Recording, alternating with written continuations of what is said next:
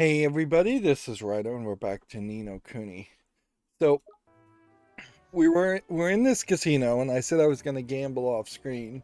So I took my 4,000 gold, converted it for 5 gold to 1 chip here, which gave me 800 chips, which then I gambled, and very quickly it went from 800 chips to about 1,200 chips down to 0 chips in about the course of 5 minutes. As far as I can tell, these slot machines are all exactly the same. They use 90 chips at most, which would be the max bet, and they don't have a max bet.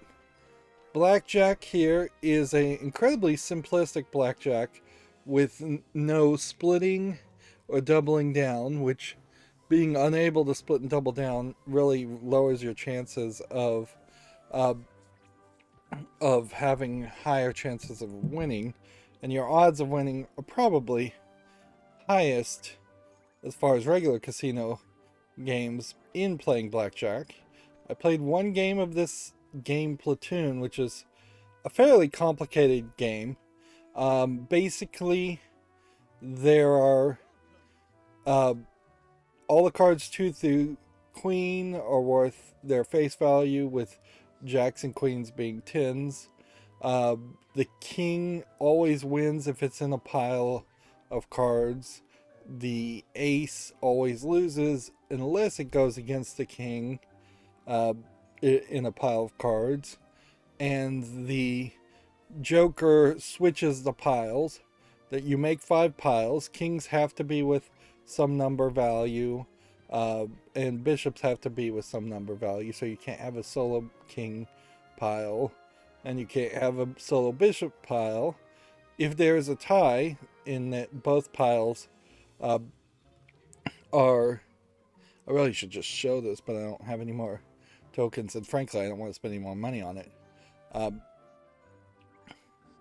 like, if there's a king against a king in the piles fighting, you can uh, the whoever has the highest number values on top of the kings win.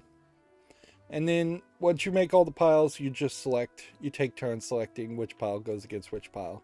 There is oddly a point where you, at the beginning, declare one pile most likely to win. And if you get that right, you get half of your bet back immediately, which that is very much like, kind of like taking insurance in blackjack, which again, blackjack doesn't have. So blackjack is incredibly simplistic. Platoon is incredibly complicated, oddly. What is weird is you actually go into a full different screen and you see these anime girls um, in their kind of goth outfits, the Dracula outfit over here and the witch outfit over here, and you're playing one-on-one against them, and it really makes them feel like real characters. Um, you don't see this girl when you play. I tried this, I immediately fell off and lost. I can't imagine, unless I just start to have an infinite amount of currency, I can't imagine I would ever be able to do all of the even the first level of uh, this mini game, and that almost certainly they just squeeze that mini game in here.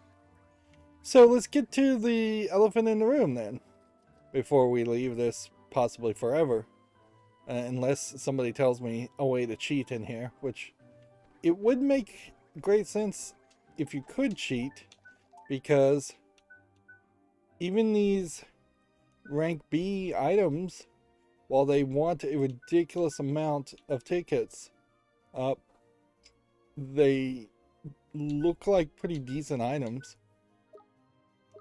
This almost certainly is just designed to have at least half of the players that play this game waste their time. The elephant in the room, though, is Pokemon in the first generation of games did have gambling. There was a little slot machine inside of a Poke Center, or maybe all the Poke Centers, where you heal your Pokemon, and you could do a little slot machine gambling. It made a little bit of a controversy when it came out many years before this game even was considered or made, as far as gambling not being family friendly and not being appropriate for kids. And this is a game that's pretending like it's for kids. So it doesn't really make a lot of sense. Look at his foot. Wow. That's a interesting twist your ankle animation there. And he'll, I guess, stand there as long as I don't step forward. I wonder if he's twisting his foot to match the angle of the rocky floor, or if that is just an odd step animation. Yeah, Japanese do not let their kids gamble. In Japan, there's crane games, that there's ways to use crane games to gamble, even though technically you are not directly able to get cash payouts when you win a crane game. And then more notoriously, there are pachinko machines that again don't directly give you cash payouts, but have scams and schemes in which you can gamble and make profit from gambling. Although it is very noticeable that there is massive amounts of chain smoking in pachinko parlors in Japan, and kids are not allowed in them. So this isn't even really a Japanese culture thing so much. It's just a dumb thought. It's a dumb thought for this game to have a 10-year-old boy allowed in a casino and to have to program these gambling mechanics. I would only have to assume that this was some kind of vertical slice like demo where they said, hey, let's try and program some other gameplay mechanics into this game instead of just the standard fighting familiars. But they abandoned it, obviously, very quickly. There could definitely have been a scenario where you were playing blackjack with a lot of characters and blackjack was just the favorite game of this world. Or you would do a slot machine every now and then to get rewards. But obviously they didn't want the gambling to be prevalent, so they've hidden it away. See if we can get that foot animation. Yeah, you can. If you get it on the ledge of something, the foot naturally, algorithmically animates. Yep, it is looking at the floor.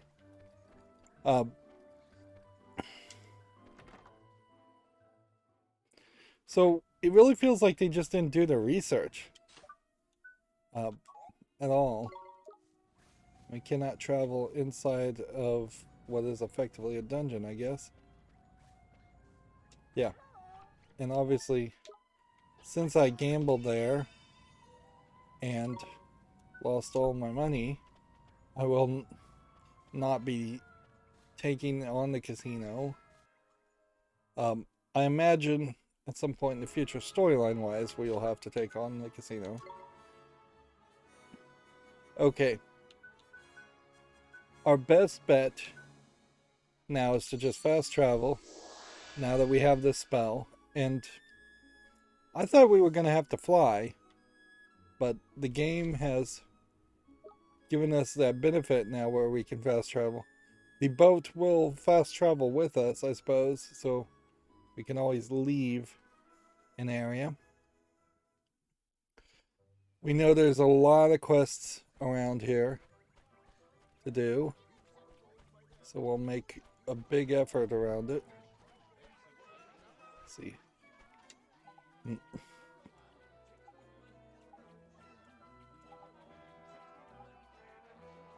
So,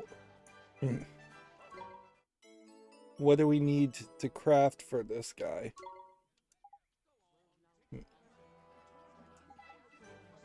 Bunch of booster shoots, a bundle of slubbernut leaves, and a bottle of spring water.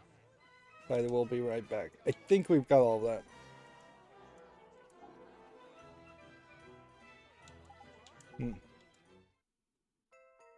So that traded a bunch of collectibles that we had already collected into treats, but at a certain level, I think we need to hold on to treats now because we found a quest asking for a carrot cake.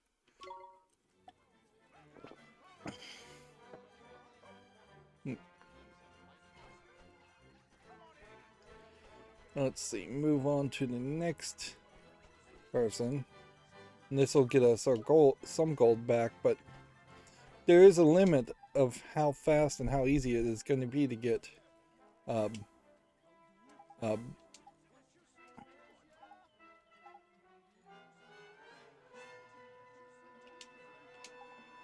hmm.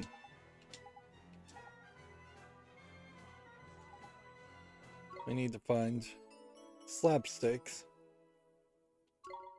Hmm.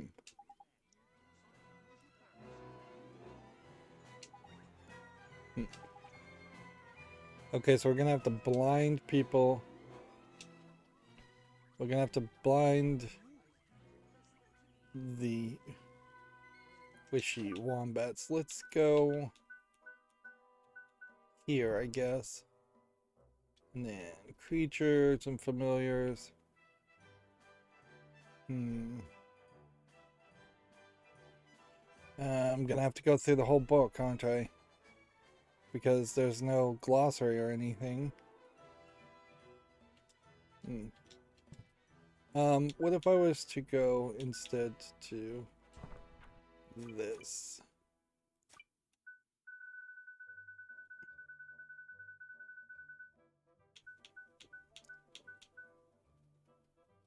Let's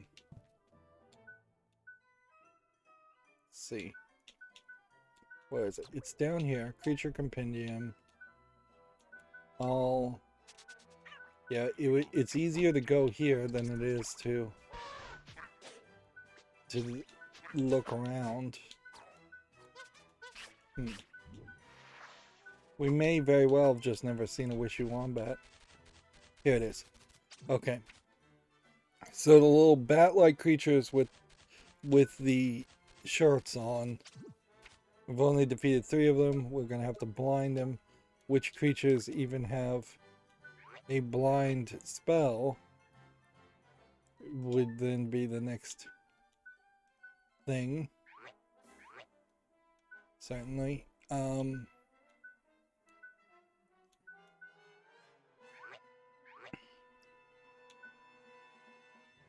see. Replace Roly Poly. Sandblast. Yeah, and that's about as much energy as I want to spend on that.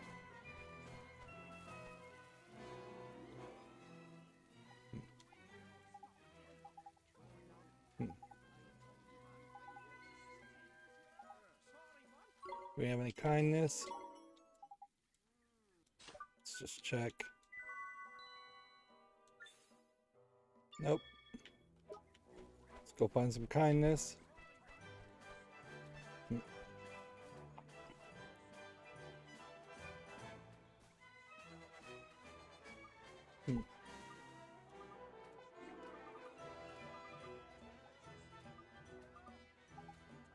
Restraint. Do we have any restraint? We probably have restraint. We've had restraint up the wazoo.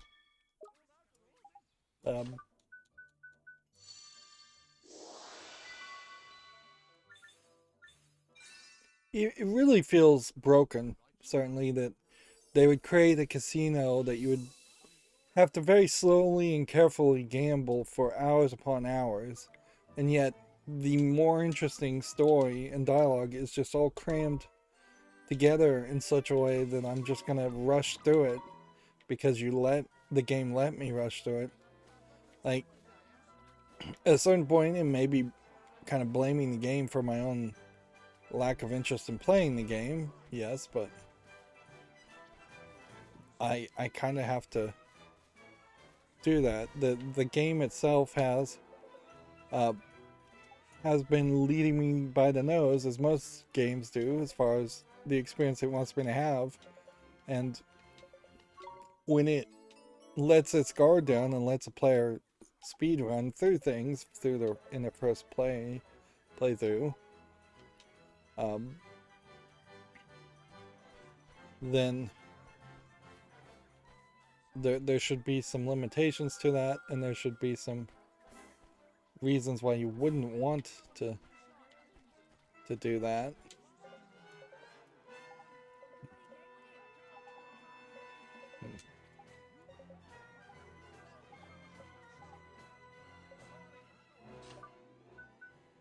This guy has belief.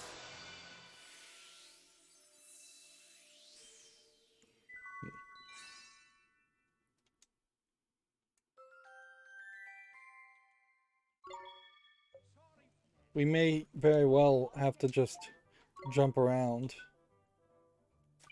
Right. Cake. I'm gonna buy 3 3 cakes. So we now have that. Actually, we should buy anything that's an ingredient that we don't have.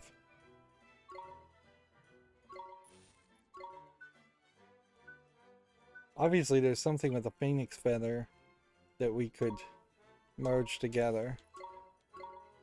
Should probably buy about 3 of everything.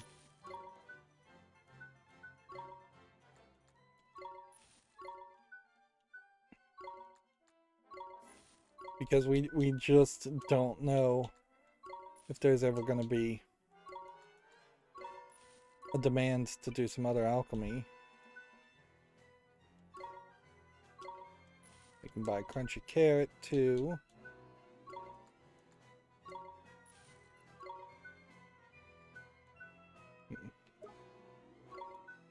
I'm out of money. Okay, well, let's go ahead and make that carrot cake then. That is 1 cake. And 3 crunchy carrots.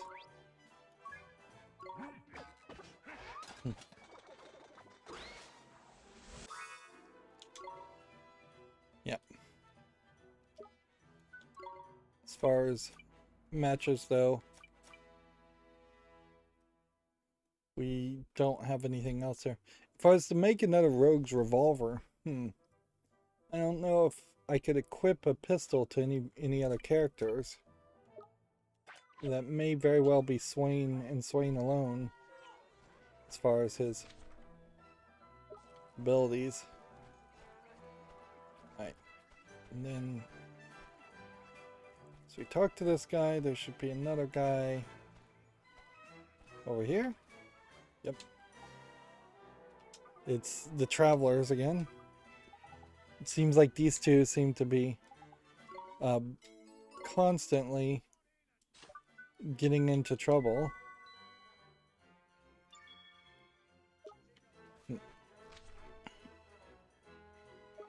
Right, well, there's no more hearts. And it's going to be a hassle to go this way and have to check all of that. But there is a possibility that there's another quest somewhere. I think it probably would benefit me to maybe miss a few quests and errands and have to go around in a second loop when I look at the descriptions of quests and errands. There's a cave on the log. We know where that cave is. That was where all the crabs were.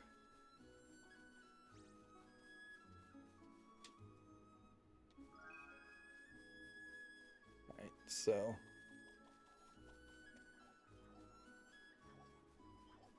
here's a guy we needed to blind.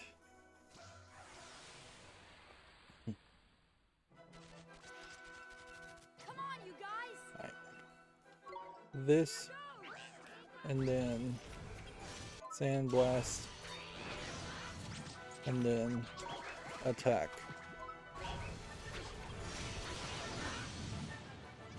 And we've got somebody we can serenade even. Might as well do it.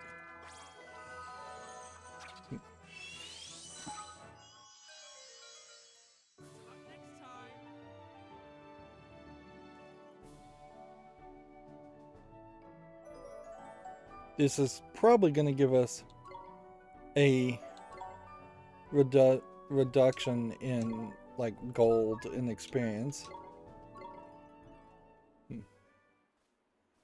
Would be my guess. But that should be fairly fine.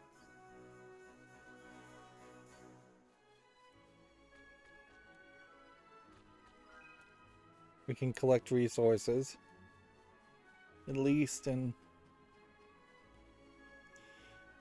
collecting resources this way seems to be a more efficient use of time than fighting people and trying to collect resources. Remember, I already have an upgrade that says I sometimes would get higher amounts of resources in when I'm searching and foraging, and the amount that is higher is not high enough. There we go. So we now have the Traveler's Diary. Like, so one would hope that we do a bunch of errands, get a bunch of stamp cards, and that is a guy that we want to fight, I think. Nope, that's not it.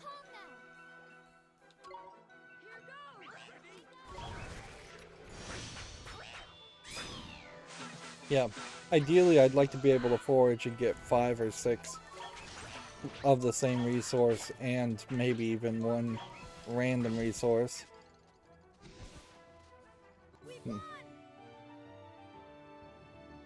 Esther in the background there was dancing around quite a bit. They definitely have overly animated her as a character. They overly focused on that. Where it very well may have made some sense to have all the characters do the same movements or very similar movements, have a list of the same similar movements. Come on, you guys.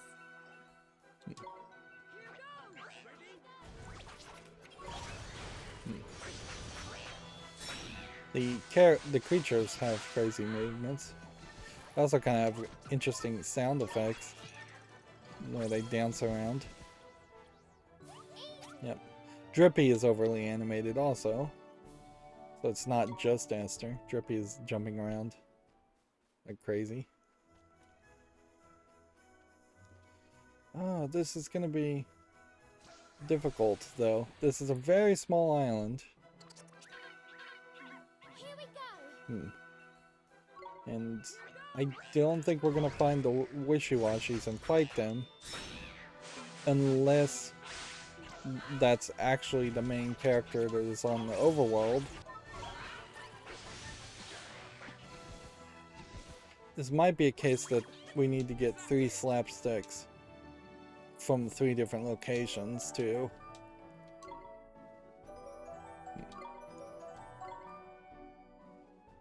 Now probably wouldn't be a terrible time to try to evolve this guy. Do we have the evolve yet?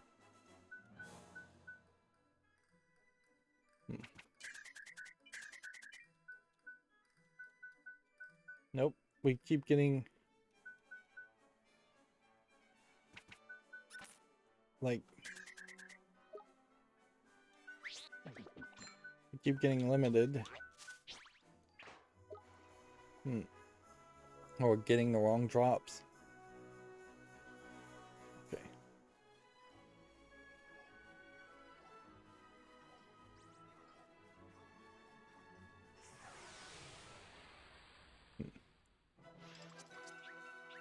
Here we go.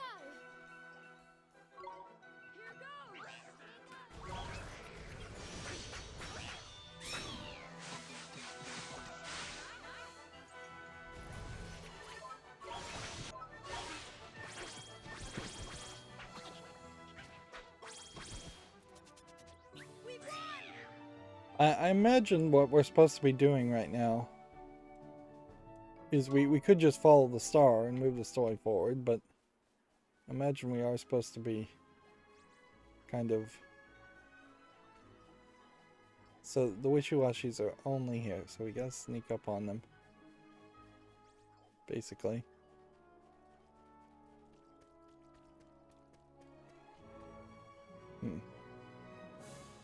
So how long until they respawn? I guess that's the question.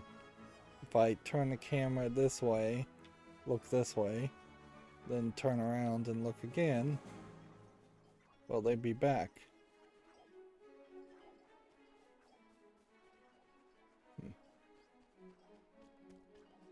They seem to be exclusively on that island. Here we go.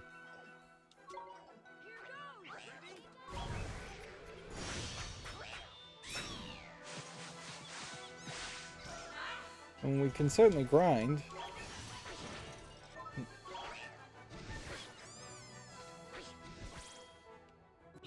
It feels like the third tier of Aaron stamp cards, though. Either they have to stay at 3 full stamp cards for each reward, or they have to get cheaper. It's going to be annoying, to say the least, if we... Oh, they can be on this island, too. Come on. If it's like 4 or 5 stamp cards needed for the last row of rewards. And blind, and then attack him quickly while he's still blinded.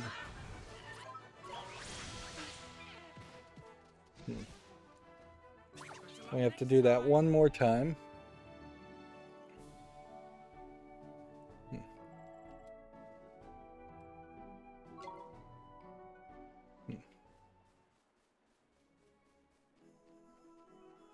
Yeah, I imagine I'll just end up wandering around the entire world, doing a few side quests, and then move the story forward and realize that actually there's still a lot that needs to be done before we are actually quite ready to just travel the entire world. Because we need to get the 3 orbs for our new magic wands to fully power it up to open the purple treasures. So they clearly want you to wander around the world at least 2 times. And this is 30 hours into the game. I was hoping I would be able to just wander back and forth between these 2 beachy sections, but nobody's around. No slacking, you lot. I do wonder if there's actual hard limitations on just how many captured familiars you can get of any one type. It does seem like you can get maybe 2 and that's it, and then all of a sudden you stop seeing the hearts. Like, we're really overpowered now, so we should be seeing hearts more often, not less often. It might benefit me to go back into the city.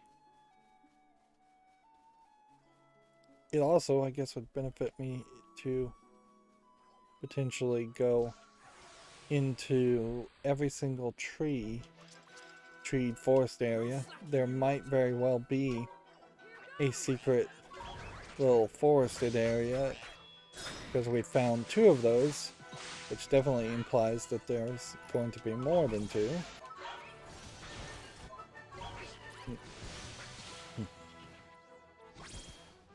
Although I think the quests themselves, the errands, will point you to places where there's a forested area. Yeah, everything is now very much balancing out. There, I just got a carrot cake, so doing the alchemy to get a carrot cake was perhaps not absolutely necessary.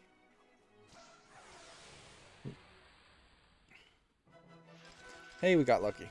We can do this. Alright, so we stick this guy out. And then Sandblast this guy. And attack. Is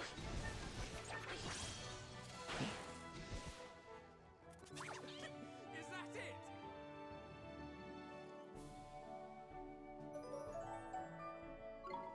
Alright, that's 3 slapsticks. That's all we needed.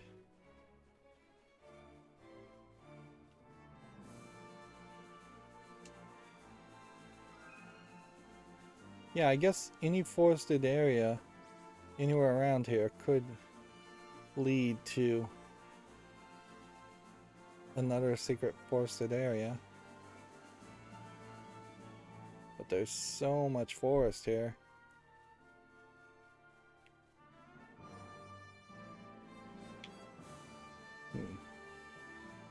But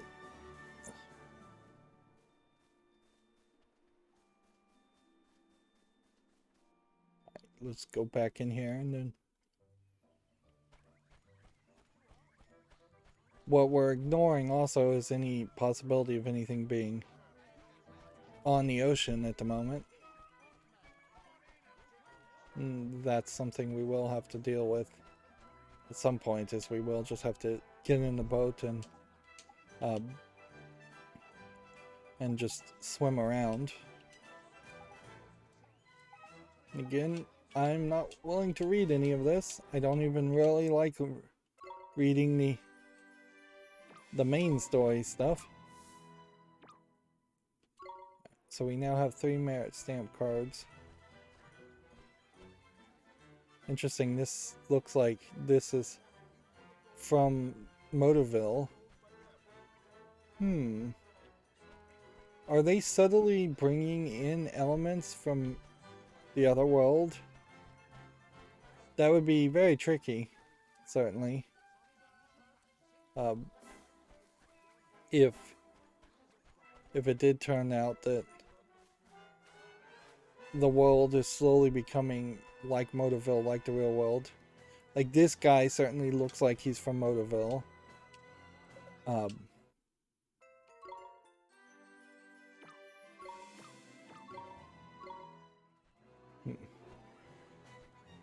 Let's see.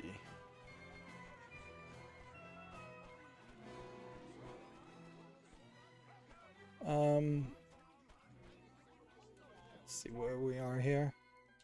New errands are now available.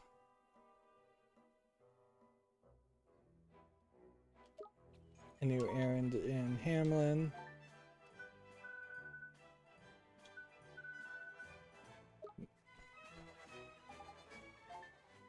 Okay.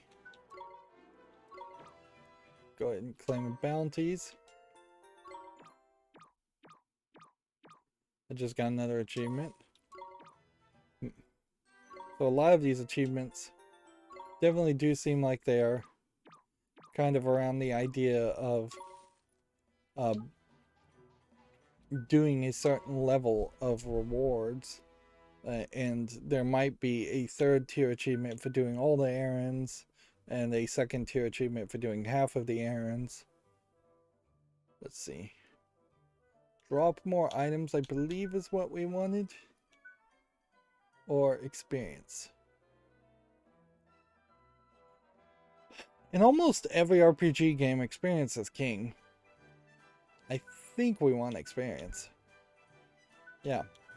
Because I am getting really frustrated with any boss battles. So I'm gonna take that first. Then we'll get items to drop. Then we'll lower prices. Glims is gonna be useful in the long run. And then we can save scum to get that, so that'll be our least important thing. Alright. If we look here, we need to go to Summerlands to do most of those. And there's a couple in Ding Dong Dells, one in Alma Mooney, one in Castaway Cove. Golden Grove. Hamlin. Okay. So we do know that there's nothing more to do here. So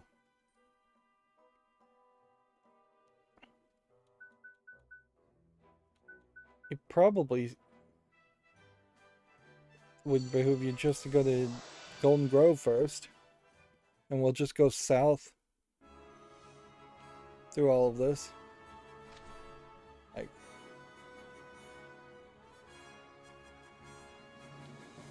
yeah.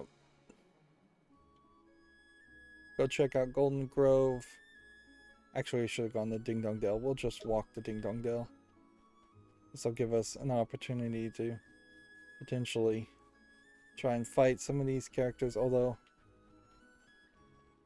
Are these guys going to try and fight me? Interesting, the ship also lands in this area. Wasn't really expecting that.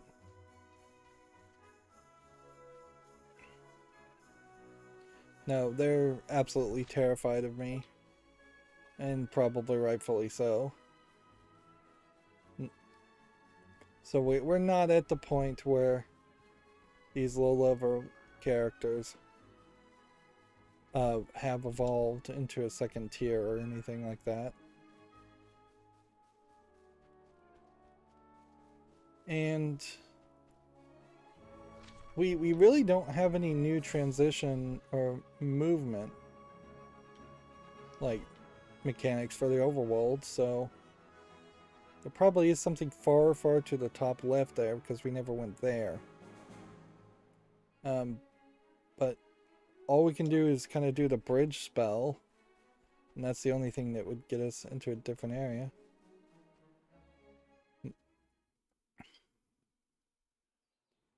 Right.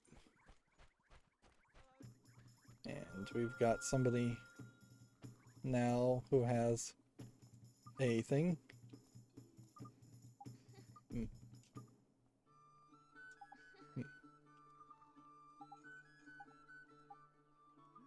So the little girl is full of kindness. The little girl must noticed by me because she was needing to pee. Right. I guess that establishes that no one is too young to give a piece of their heart. I don't think there's a real value in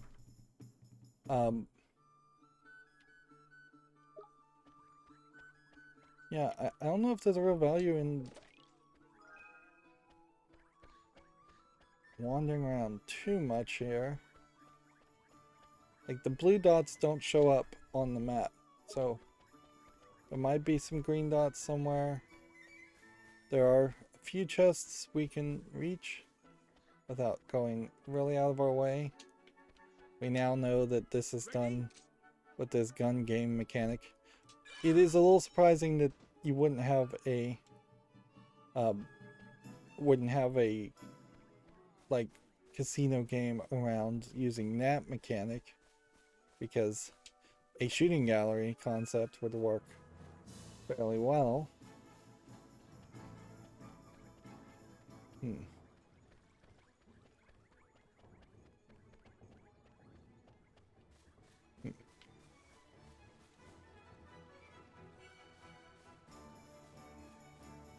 Can't talk to these birds. Definitely feels like it would have been nicer to have a single city kind of like this and really want to talk to every single person in the city, where each character is kind of important as a person, instead of having multiple cities and then a lot of NPC characters that obviously just don't matter.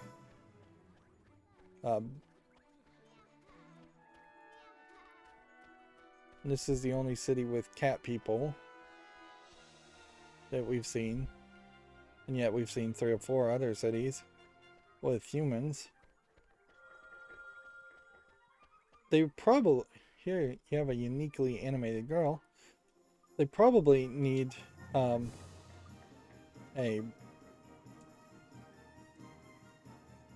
need to tell a story. Somebody does. Ghibli needs to tell a story or something where humans are the rarity instead of the majority. This is funny is this woman, and again this gets back to the anime styles of almost every anime style goes for younger looking older people. This woman here apparently has a husband, so I don't know what age that really would put her in this world, but so she has belief already, and we already have belief.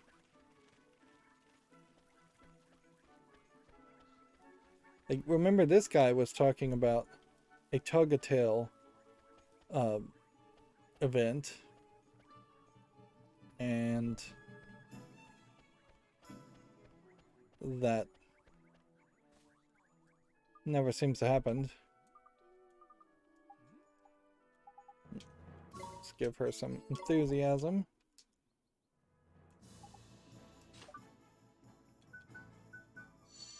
It kind of feels like a better way in which this game would have been designed is that you would have had to have wandered around and find these quests instead of going to an errand board to find the quest. Because much like how the game has put all the errands together in one bundle, making it very easy to ignore the text in the errands and just mash the A button, which is what I'm doing.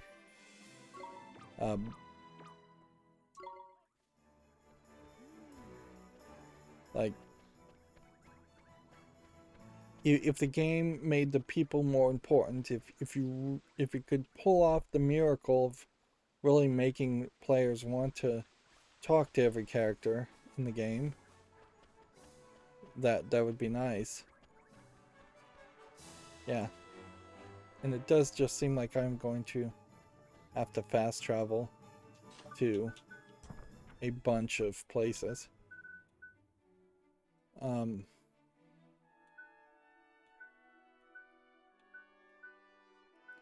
So this takes place. In this one we needed kindness, so we could go back and deliver that. Ding Dong Dell soldiers still needs to be done. Good thing I checked.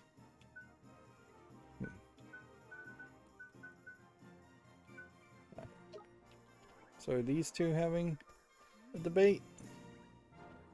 Yes, they are.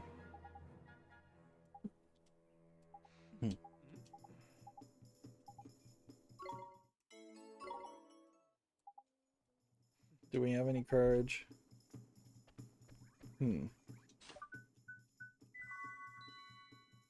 Only have kindness and belief. Okay. Okay, so then this is gonna paint us in a weird position where we're seemingly going to have to just look further in directions. I guess we check in here and see if there's anything in here, and just walking in here shouldn't be too big of an issue. Just get close enough to see the dots.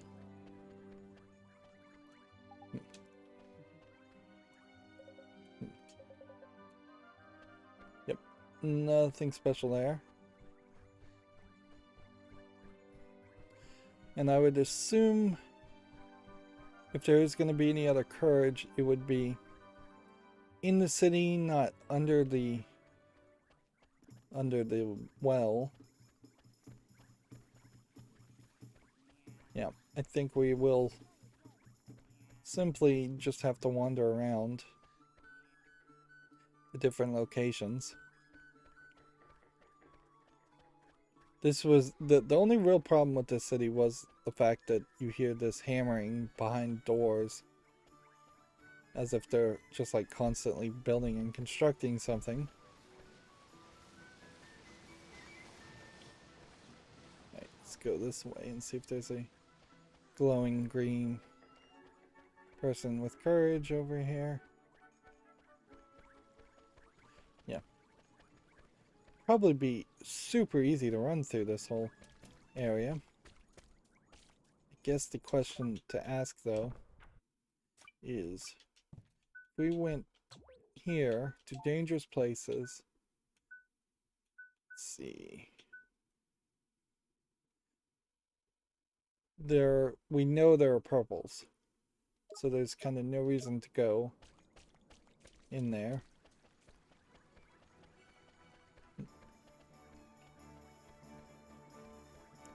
Not yet. And how much gold do we have? Yeah, we have a decent amount, but I don't see a reason why you would buy things from this shop at this point.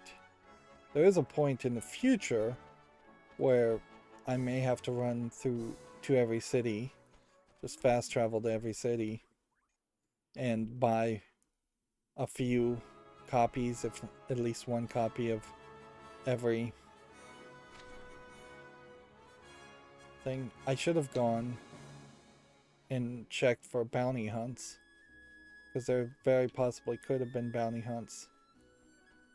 We need to double check that. Yep. This is where a game like this can get very repetitive. Like, we need to see if bounty hunts perhaps appear at different cities for different areas. And since we haven't been to this area in a very long time, it is believable that they would be able to, they would have a couple more bounty hunts for us. And it would give us an excuse to wander around this overworld.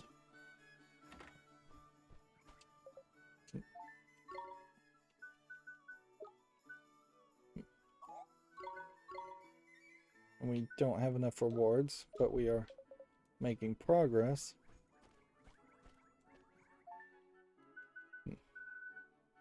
Alright, so there's nothing new there. It doesn't seem like we're going to have to go into each bounty hunt shop for every city we visit. That's, thank goodness for that. That'll save us some time.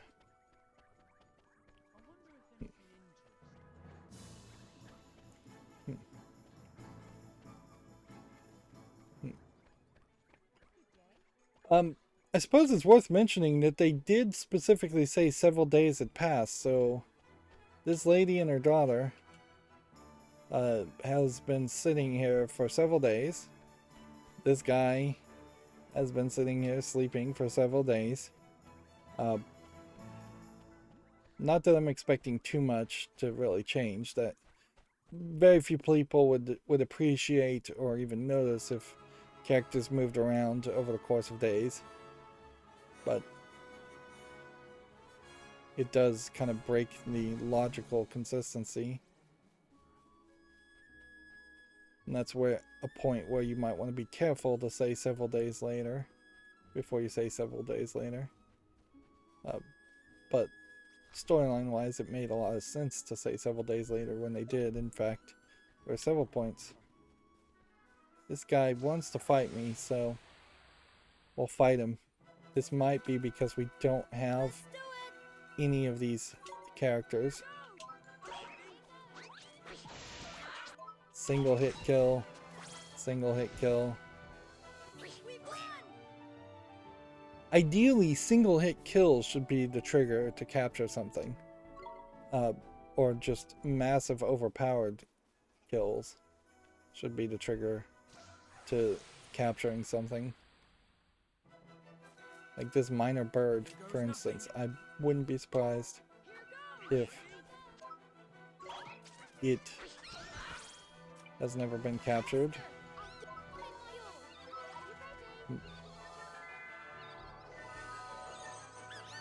Of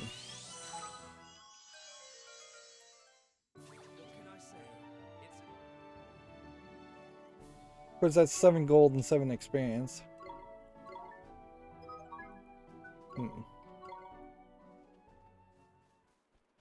And I'm willing to do a little bit of grinding right now, but not a lot.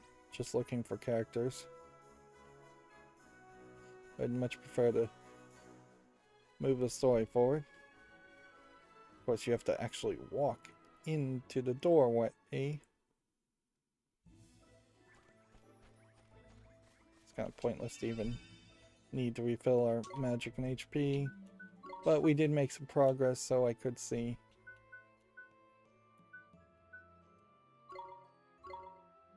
Yeah, I could see just saving because of that reason.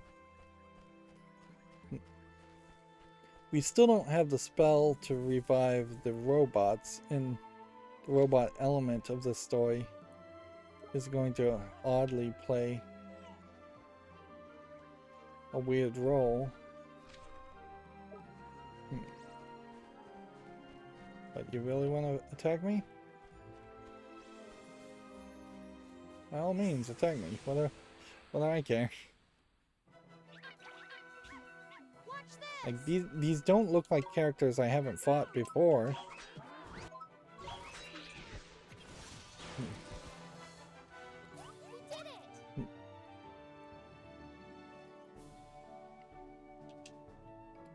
Getting to drop more items, though. I mean, that's really what this is going to boil down to, is you can now drop more items. Oh, I may not be... I never cast a spell, and I have to be on the other side to cast that spell. Oh wait, well, we'll take the long way around.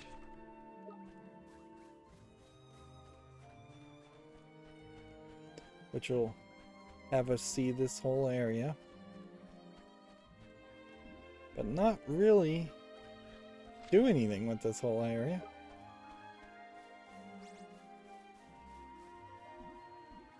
I believe there's a robot here.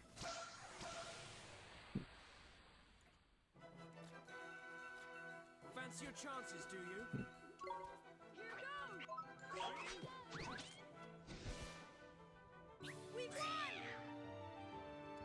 I don't know how you would capture something like that if you are...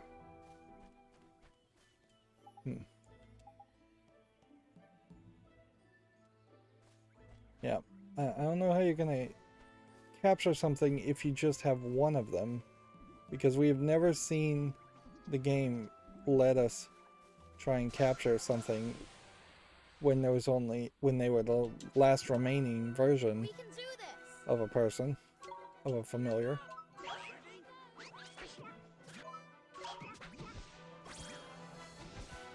I mean, this really is just shooting fish in a barrel.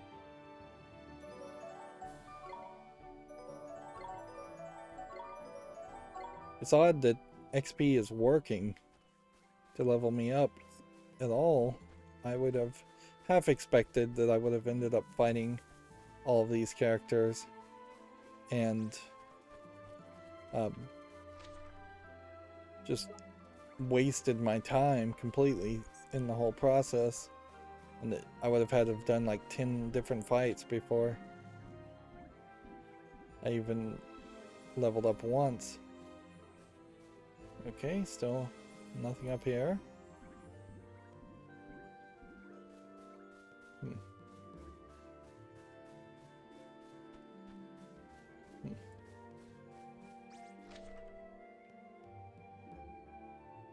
She is way over there on the other side. I now see. Alright, so I think we can accelerate this experience somewhat. Let's go this way.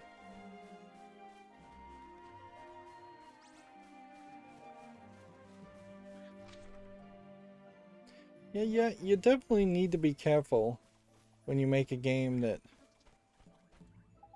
that has a system that removes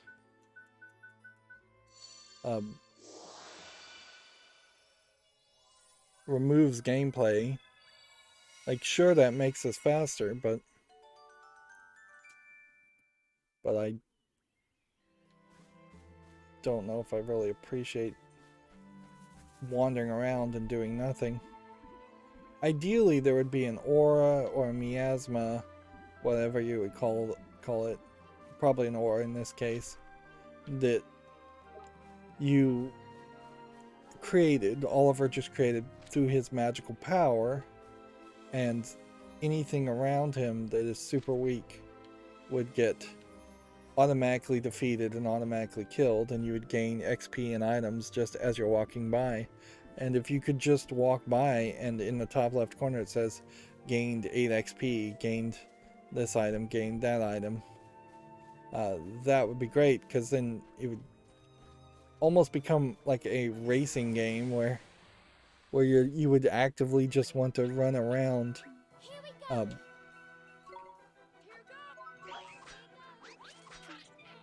Like, yeah, just actively running around and gaining XP would really give you a reason to wander in these very weak areas. And I think it's fairly obvious that at some point it's going to have to get more difficult.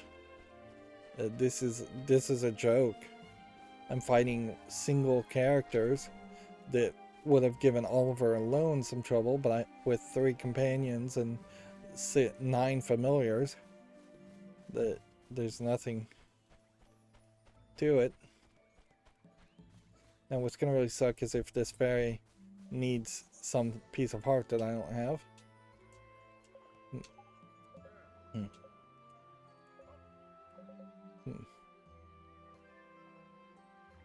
Hyperbores.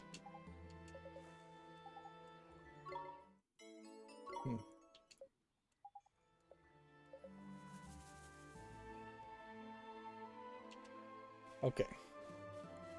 So it wants me to go back and fight hyperbores. Alright, fair enough. Am I looking the right direction? Yes. Got a little turned around there. Well, fast travel, I think, to Al Mamuni, although maybe not really a reason to. Let's just make sure our health and attack is high enough. As a purple.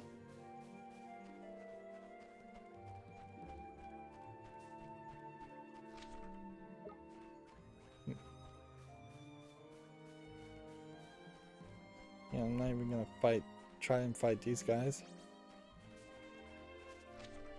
Just run this way. And we'll have to decide which way to go.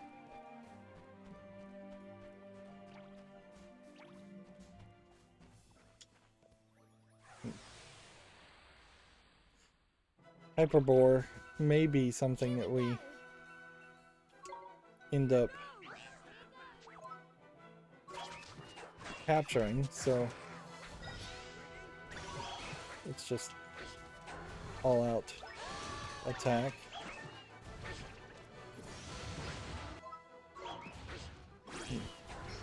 Crashing boars.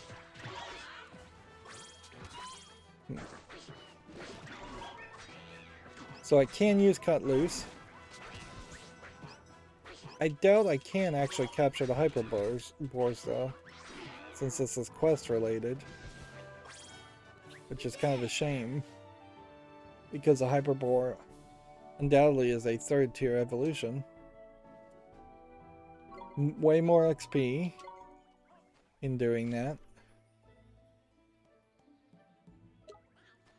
Just go around in circles. We'll use spells next time.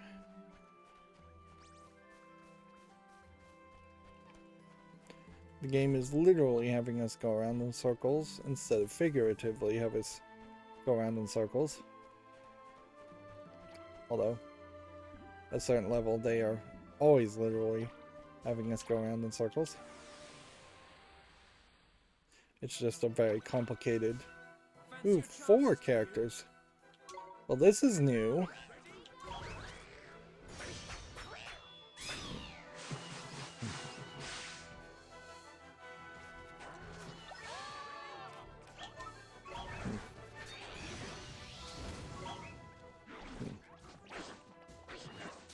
Yeah. Let's go and cut loose again. I don't know if cut loose is really doing anything. If all of a sudden we can have 4 people, that does make a different situation. It may go up to 5 enemies. That guy straight up succeeded in even doing a trick.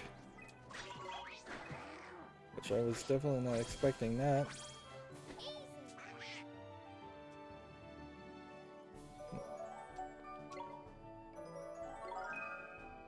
I kind of don't want to see...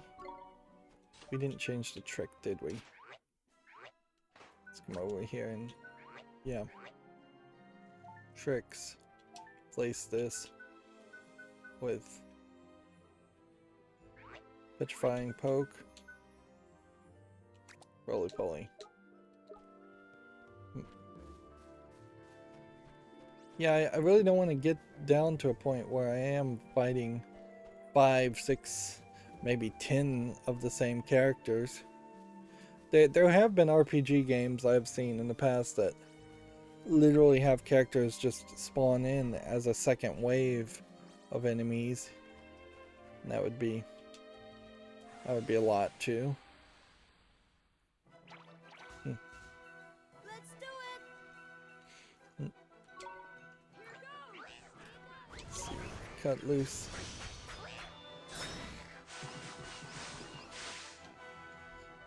All out attack and attack. Getting thrown back quite a bit.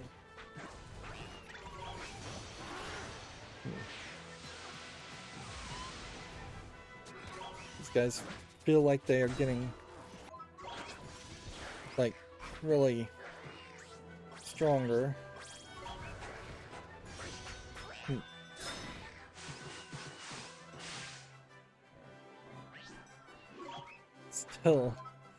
Still haven't taken him out. In all fairness, we needed more battles like this. We needed things that somewhat bridged the gap between playing a boss that has like a massive amount of attack and a boss that has a massive amount of health, and you need to figure out their weakness and use their weakness of their against them, and use the all-out attack movements, and use all your provisions, like, and use tactics. Like, there's about 3 systems that you never have to touch when you're doing a normal fight against normal monsters, and then you have to remember all the systems when a boss fight happens. Which I guess the good news is that we won't run into a boss fight for a bit if we focus on these side quests. But these side quests will also dry up fairly quickly. Might as well save.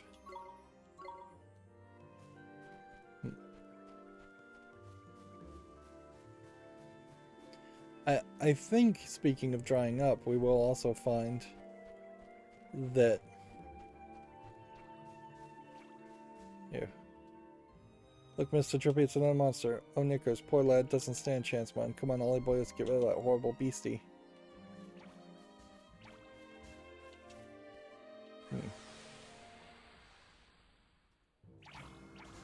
This is full bore. Okay. I'm gonna put this in here and then cut loose.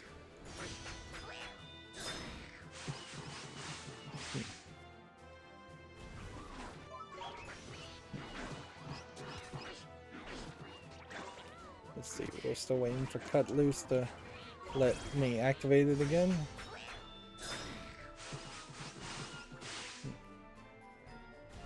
And that should be enough.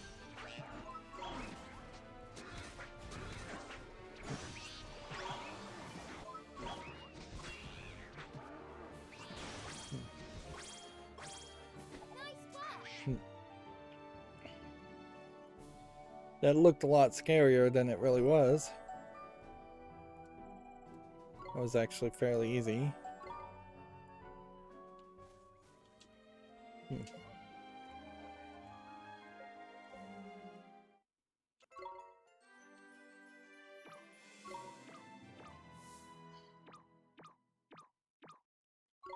Alright, moving on. It's really pointless to try and do anything extra as far as changing the equipment or anything like that, because like we're gonna just continuously get equipment. This guy really wants to fight me. Fancy your chances, do you? Well, we know we have a bonehead, so let's kill the boar first. We won!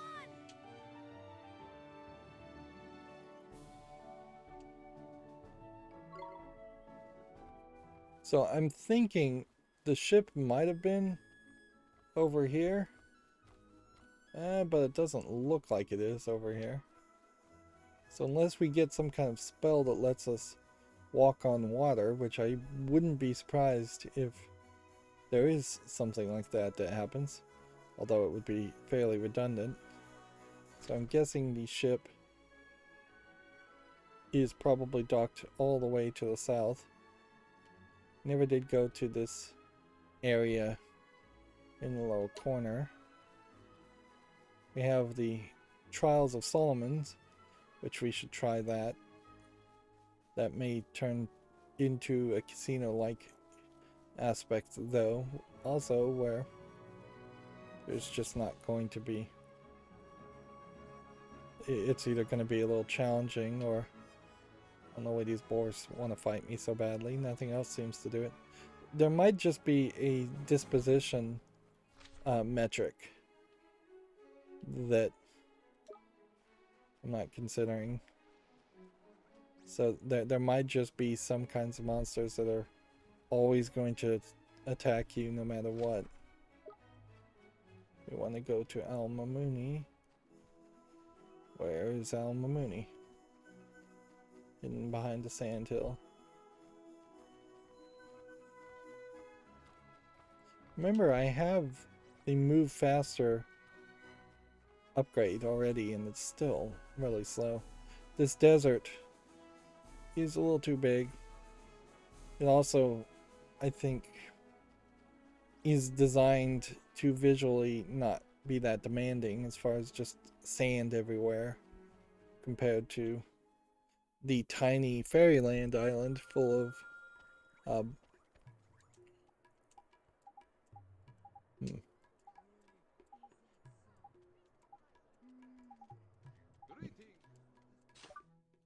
like the Fairyland is full of grass and trees, and that's probably a more complicated texture.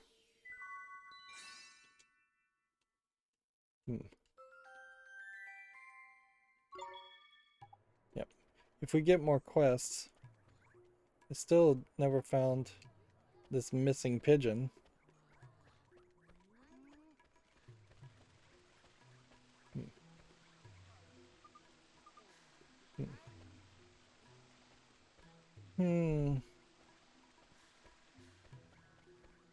So I guess we'll keep an eye out for the missing pigeon. Just look in all the nooks and crannies while we're here.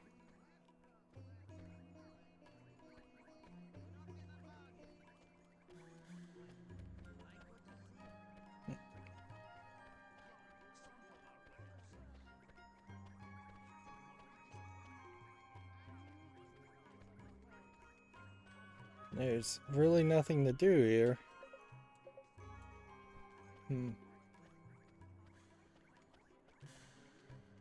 Some of these pots haven't refilled, so it seems like that's randomized.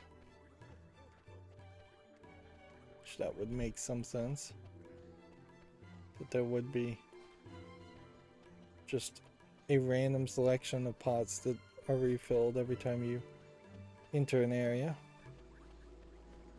We can't make any more giant cheese wheels.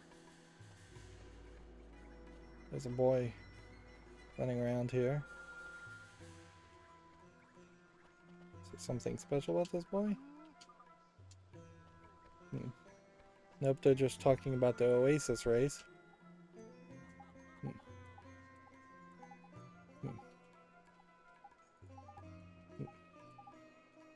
Courage.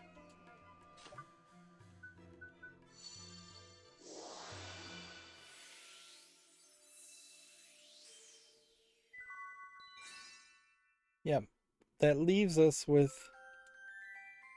really only one more resource that we could collect.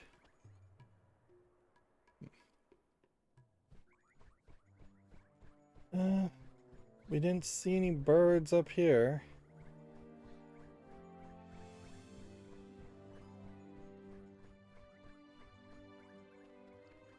Like, that was supposed to be an easy quest, too, to find the birds.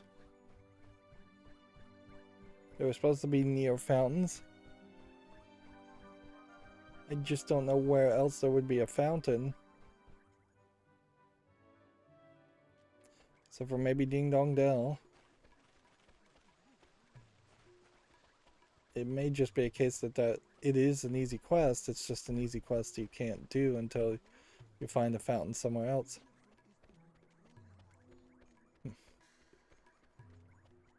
Like, there's...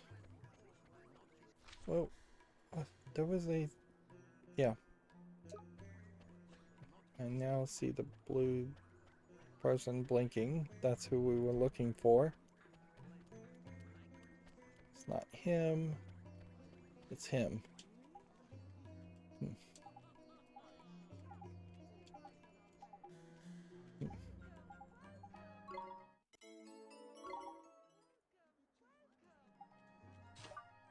Give heart belief.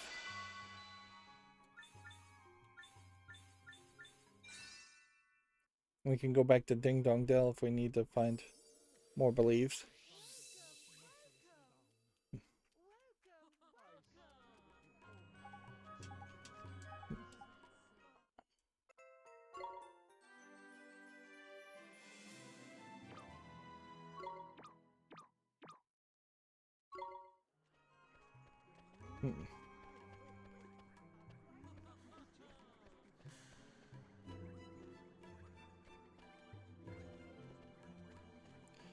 You know, we should probably walk out here and see if maybe the bird is out just by the oasis somewhere.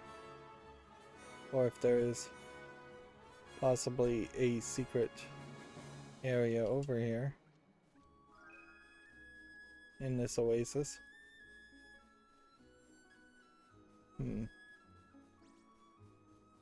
Nope, it doesn't seem like it. And it would be very weird if there's a secret entrance to a whole different part of Alma Moon. Alright. Let's go check out this temple, although there is a chance that this temple is just going to have the Solomon trials presented and that they're going to be nightmarily very difficult. Now, I'm just not going to really want to do them.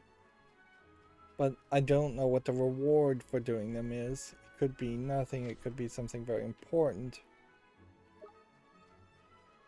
So we need to hope that the game will give us at least that big of a hint. I don't see a way you would ever be able to get up there. Yeah. We know we're going to fly at some point though, so once we have the ability to fly, a map like this may change drastically, because then all of a sudden there might be some way to reach the mountaintops that look like they were invisible walls very easily. This may be a true game that at some point you can go almost everywhere you can see.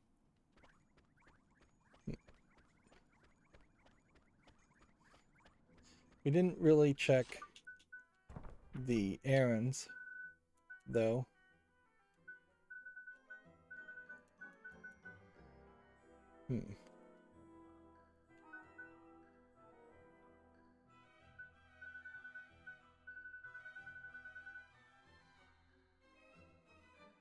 Yep.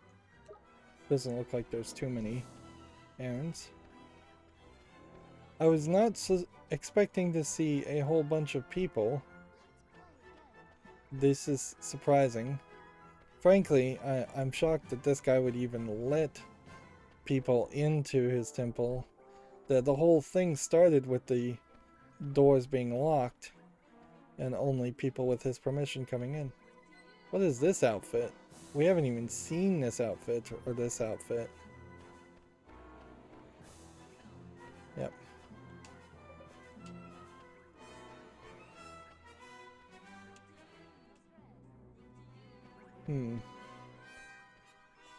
And we definitely haven't seen this.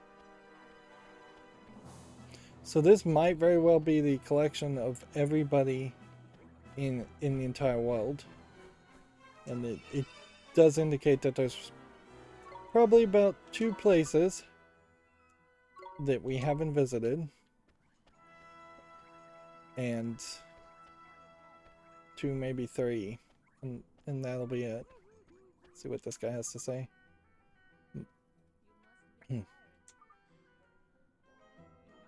The Solacum series.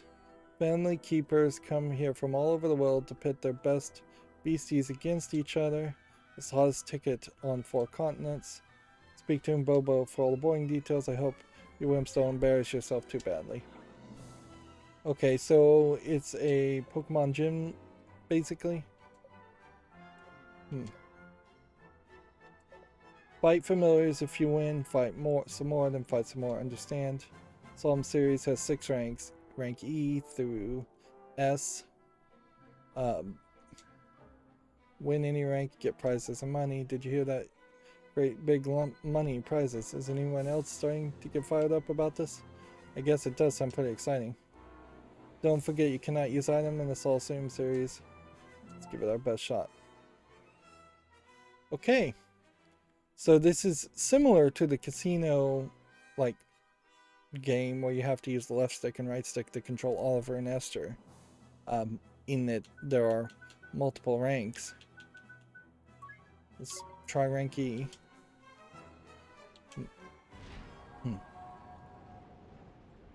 So we should be able to get to at least rank C, I would say, being halfway through the game. So this is the Dell Dwellers versus us. Yep. And they're slowing things down with that zoom in. That definitely is a reference to how Pokemon fights start. But even in Pokemon games, that only really exists, in my opinion, probably because they were running on Game Boy. The Game Boy is an incredibly slow. It's like 12 megahertz, 24 megahertz processor. It's a very limited piece of equipment that, when it was originally created, was pretty powerful, but technology just drastically improved.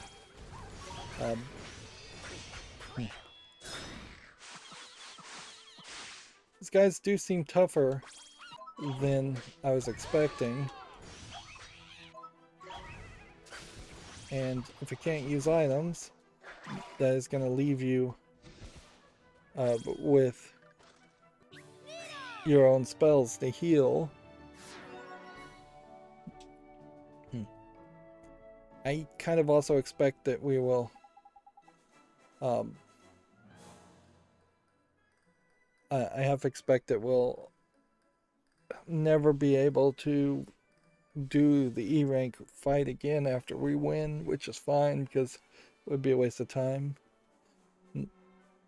And this probably is the thing that would have pushed them to have at least 3 different animated character NPC characters in each area. The Banana Bunch next.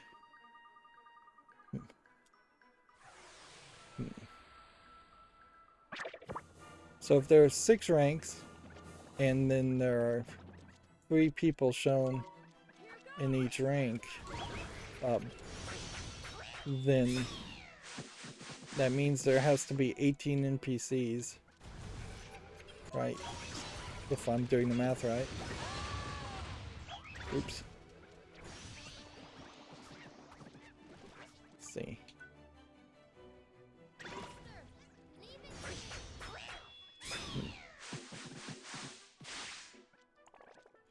Let's see. Song.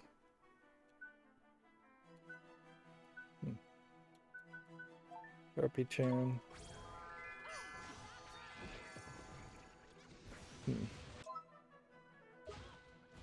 Let's see. Song, chirpy tune.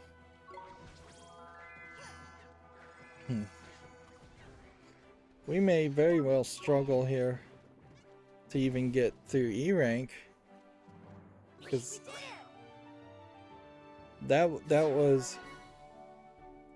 was more damage than I was expecting. Something just really wrecked me.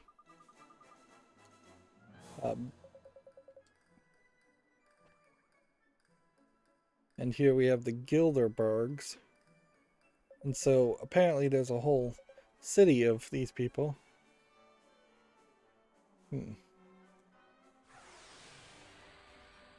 The frame rate as it zooms in there is awful, by the way. Where are we back to health? We're not fully healed.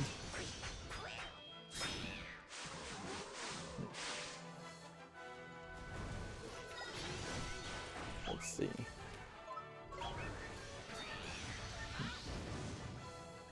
And smash hit. Esther needs to make a song.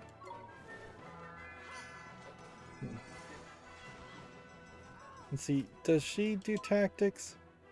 Give it all attack different targets. Okay.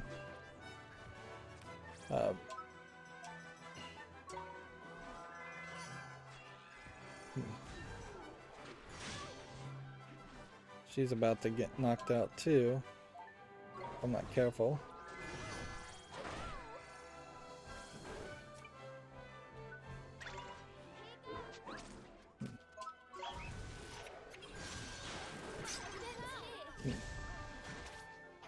So there goes her.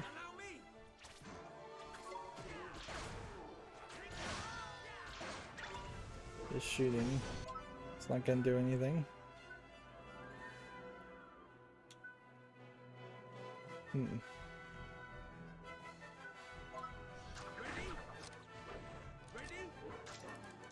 Wow, look at the lineup for that shot. That is awful.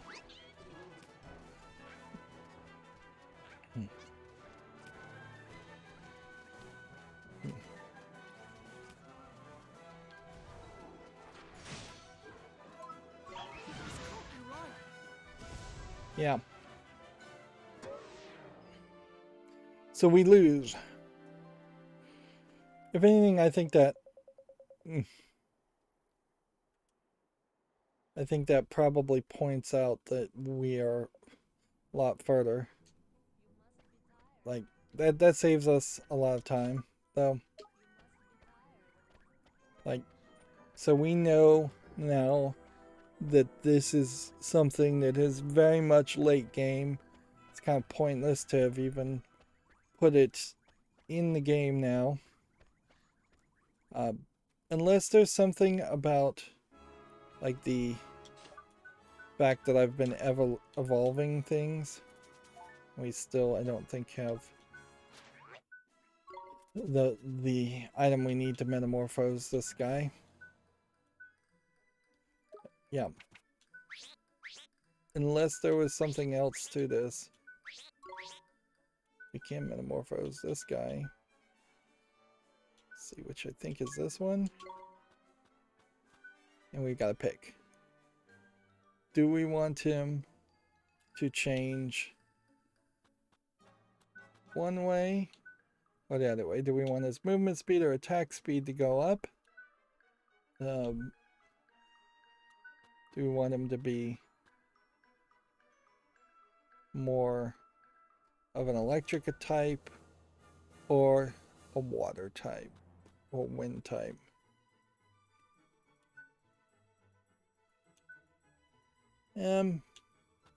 Just pick something.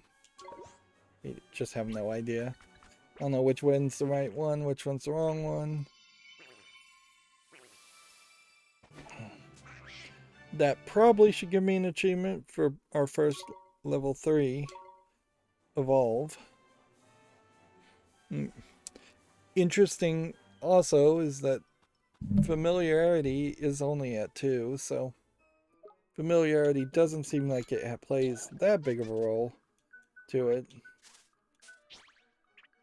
This guy can also metamorphose, so we might as well do it.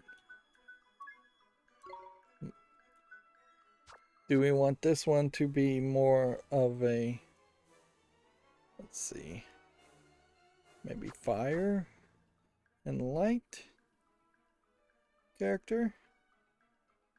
Or do we want him to be more of a water and light character? Massive movement speed, either way, same attack speed. More defense.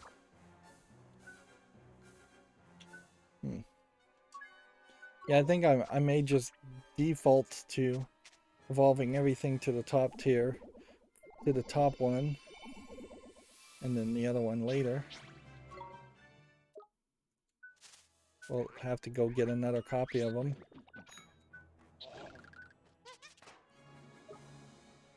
Right, that's 2 evolves. Which, that's probably more than I even should have done. Now, if I was to run and take on this guy, since they are at that level, Here goes nothing. notice you don't have the zoom in attack in this. I'm surprised that wasn't a one-hit kill. Nice work.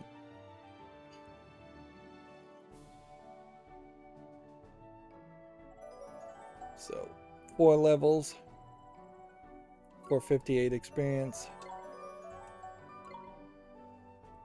So yeah, I could do a little bit of grinding that way if I wanted to. I don't think it's worth it, though. Just the extra seconds of having to chase characters that are running away from you is not going to make that a valuable use of your time.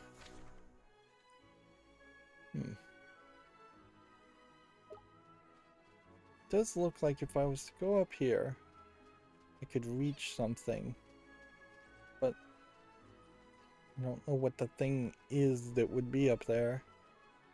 I don't see a glowing gold thing. I don't see a bounty hunt creature.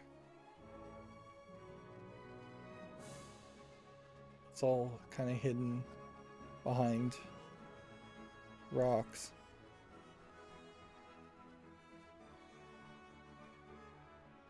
Maybe there is a glowing gold. Well, you could get into this mountain. This cave.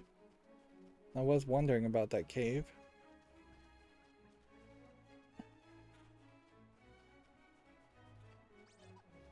Although, really the game has already told us that if there are caves, we're going to at some point get a quest to go to that cave, so there's not really a good reason to go out of your way.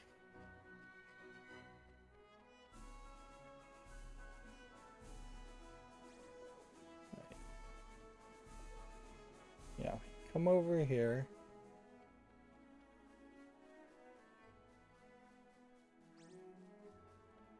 And run this way.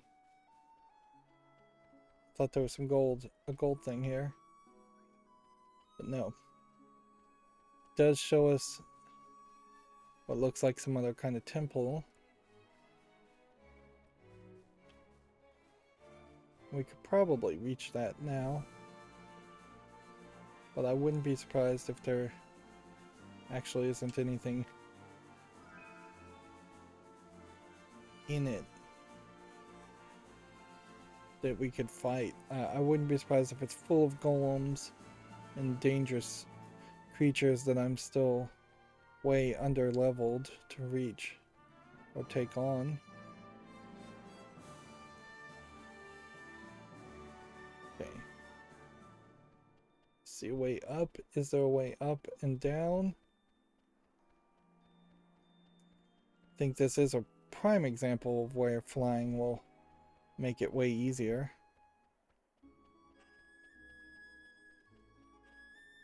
Right. We were gonna hit this cave.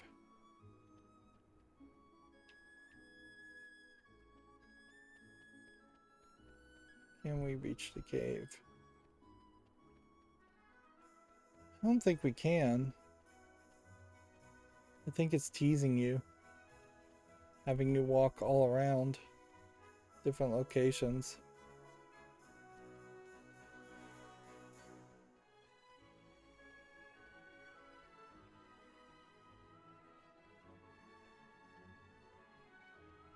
And you know it'll be more efficient to cast the spell to go to Castaway Cove than it will be to curve around this rock. Stay calm now. That's a new character. Rydo!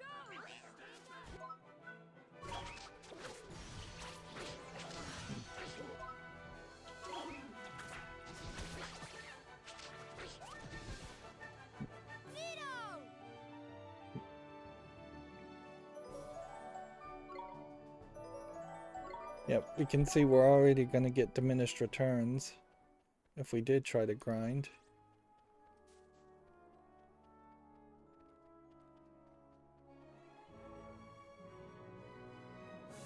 Yeah, there's no way to reach that.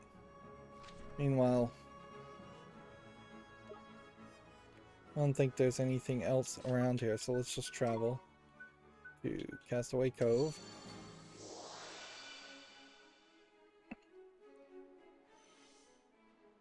Yep. We can see the ship is in a slightly different place. You can see gold over there. That's about it. Not seeing any blinking blue dots. Hey, we're back to the swimsuits, but I guess the question is, will we ever get to see Swain in a swimsuit? I don't even think he has one. And I would question if I need to sleep in the areas more. Hey, this girl wanted to see a candle cutter. Alright.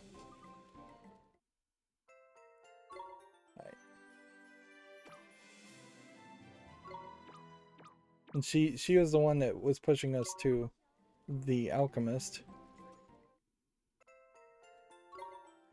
And she gave us an actual alchemy formula, which is crazy because we literally haven't gotten any of these. Okay, divine dagger we can do. Might as well make one. Let's say we did it once. We need an iron axe. We'll make one of these. Let's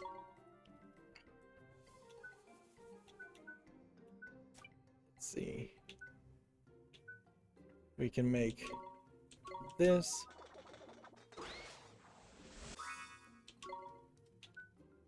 Let's see. We can make this.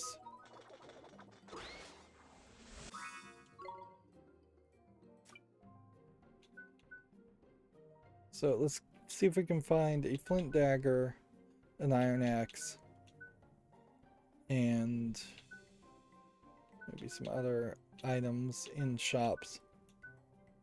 Because now there is something there to that. And alchemy now feels like something that he's something you can actually engage with and play with, where up until this point it has felt like a joke.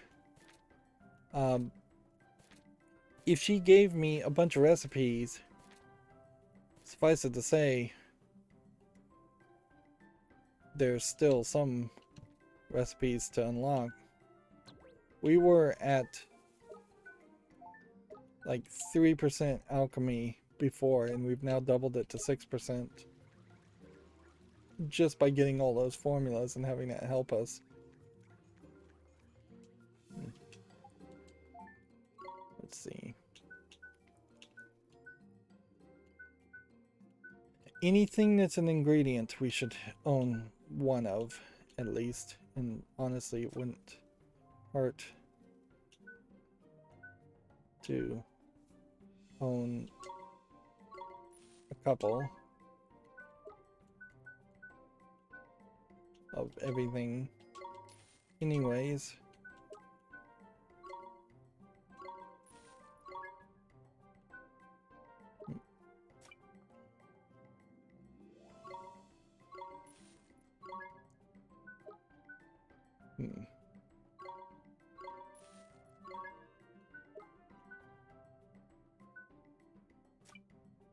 Let's see.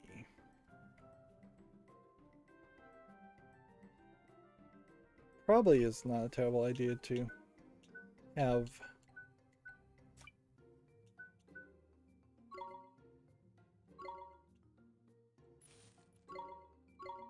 buy 2 more of those.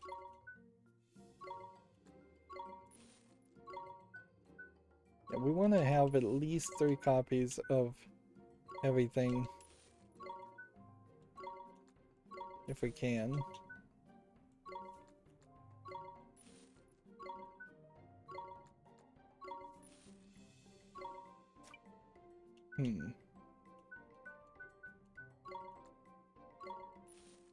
Get some phoenix feathers in here while we're at it. Waste a lot of money on strong coffee, since that may actually prove to be useful too. Okay. Let's see now if that lets us craft anything. Yep. I just got an achievement. Looking for a flint dagger.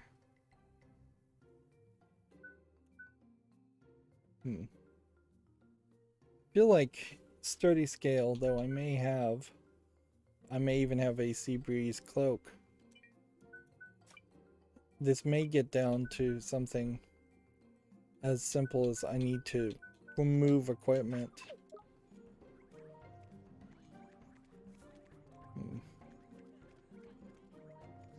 That's equipped to the characters, and once I do that, I will be able to use the equipment. Where's the weapon guy? Oh, there isn't a weapon shop guy in this city because there's no weapons in the city.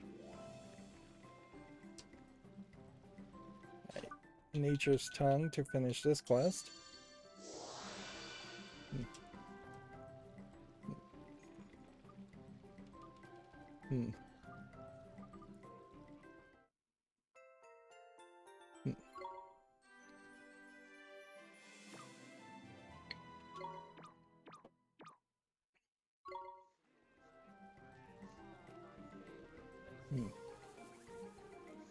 See, nobody in this city, I think, is blinking green.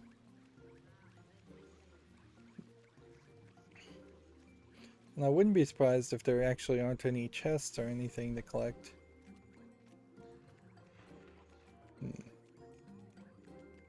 Do need to talk to this guy. I want to put that off for a moment.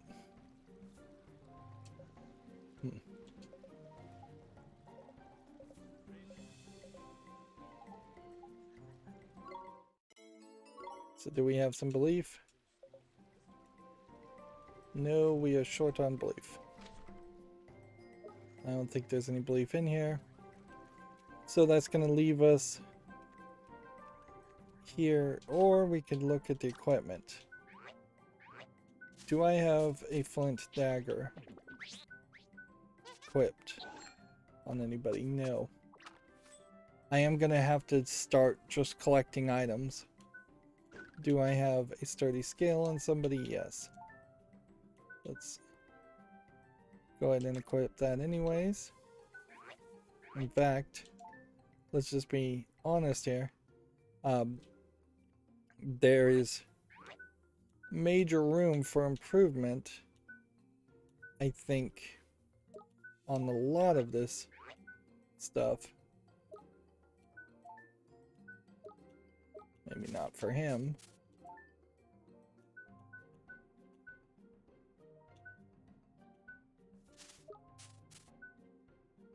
It may actually be more of a case that I'm crafting things, but I'm crafting things that are not better. And yeah.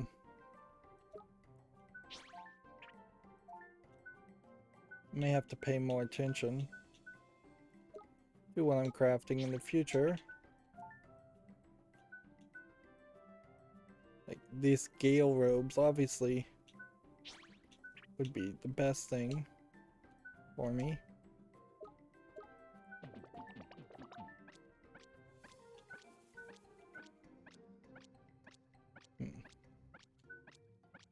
Move 7 to increase 3. That's not better. These battler badges may have an improved version. Nope, none of those are better. Most certainly nothing's going to be better than the gale robes.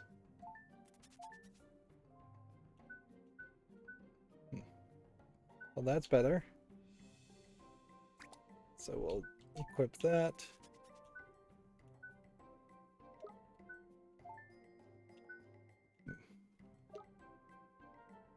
Maybe the sturdy scale, steel scale, and stalwart scale are very linear upgrades.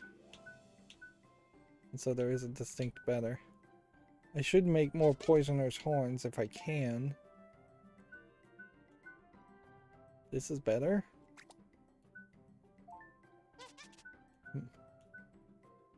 This would increase our damage by 5 versus occasionally poisoning.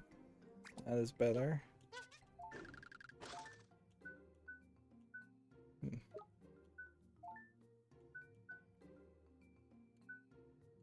Piercing fangs does +5 for this poisons. So this is overwhelming to say the least, though. Like it is just incredibly overwhelming to have to think about all of this and go through all of this.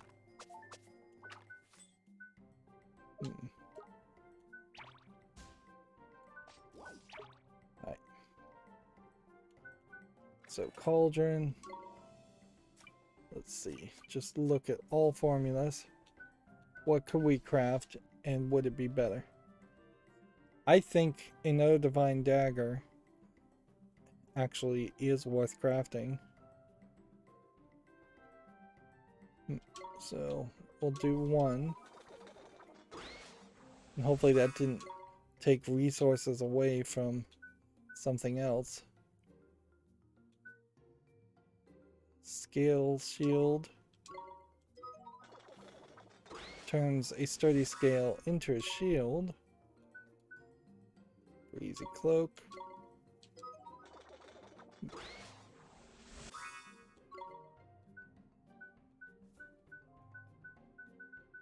So toughened armor, which we would need piece of supple leather and suit of rugged armor, which we don't have, and flint dagger for shallow glass knife. Other things that we might be able to craft, resources seem fairly low. Stalwart scale makes sense.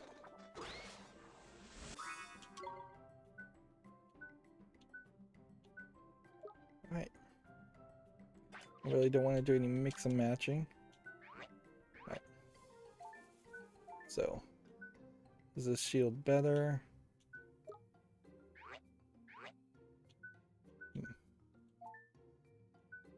So, give this better.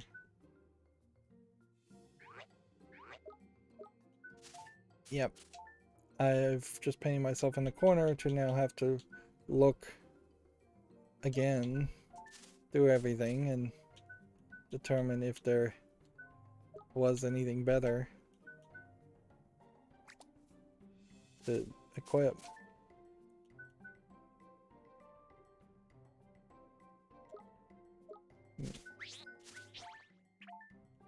This is gonna be a nightmare. We want more of these lightning bolts, but I don't know if you can craft lightning bolt or if that is something that is more just random.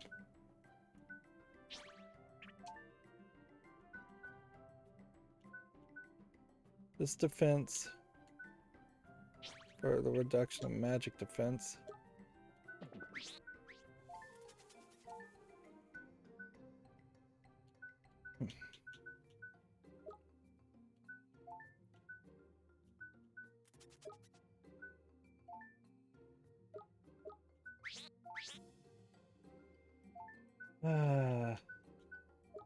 You know what really sucks about this is I know the next thing I'm gonna do is gonna make it even worse, because I'm gonna talk to this guy and he inevitably is going to make me read a story and answer a question.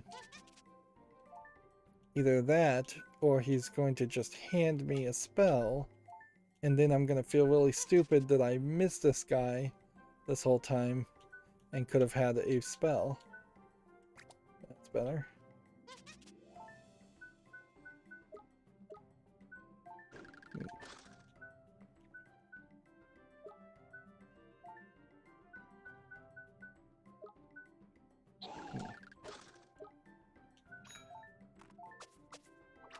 Yeah, we just have an extra divine dagger now.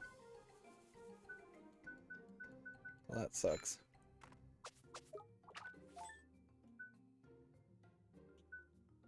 This is better. And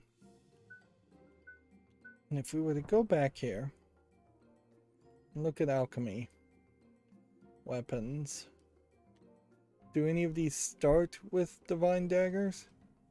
Like, you make a divine dagger with a sickle, lump of raw steel, and a bottle of spring water. But unless you combine things together, I don't think you use that as an ingredient for anything else. Yeah. And I don't know if you're really supposed to figure out and guess these other formulas or what. Suppose if we looked, divine dagger is not an ingredient. So we need to be careful about what we buy as far as weapons and shields, or what we craft. Otherwise we're going to have some redundancy, like 3 grunt shields for instance. We are just going to have a ridiculous amount of stuff in general. Here's a increase times 4, heaviness times 3. We also probably want to buy unique items from the shops. There's probably some unique items we missed from Ding Dong Dell to in Fairy Ground from each of the shops. Alright, let's talk to this guy. That is... which spell? Not breach time, spirit medium. Ollie, there you are. You crossed the desert too, I see. What exactly are you wearing? You look ridiculous. Well, we really didn't have a choice. Everybody has to wear a swimsuit here in Castaway Cove.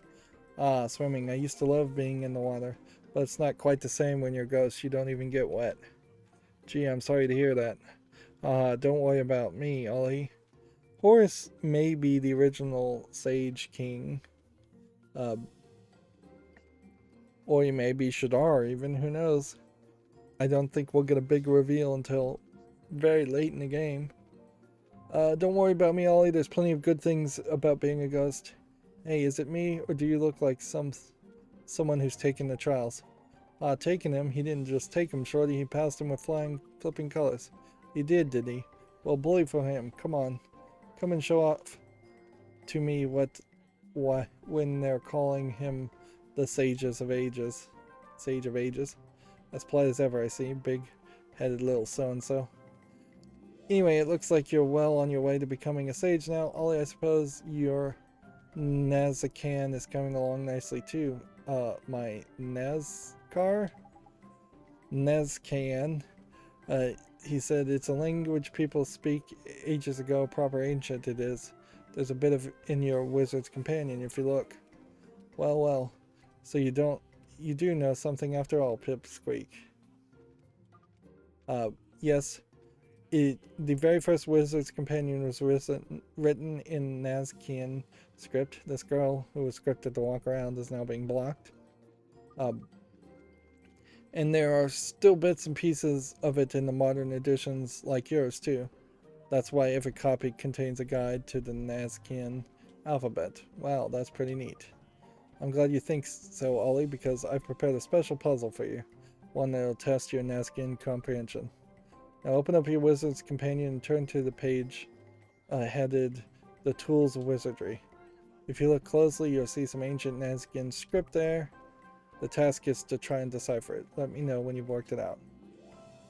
So, we don't have to read the whole story. Thank goodness for that. We do have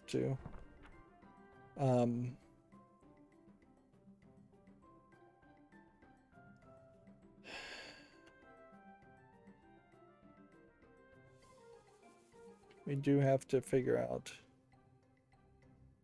where the Tools of Wizardry is first.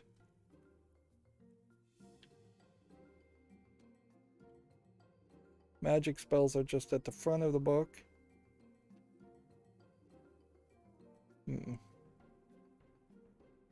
So I bet it's not that.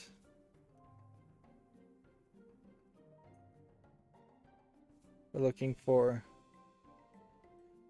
some ships, flying boats, Porco Grosso as means of transportations.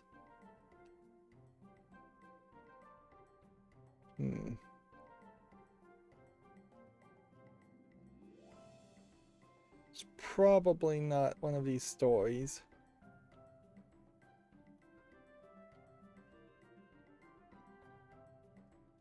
It's probably not the map. Here we can see the map even is pointing to the Winter Isles and we haven't even been there. So we know there's something for Tahiti and something for the Winter Isles we haven't seen, but we've pretty much seen the rest of the map.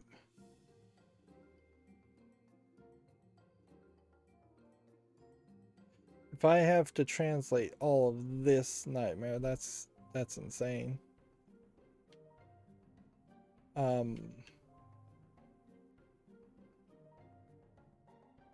Swift Solutions, Alchemy.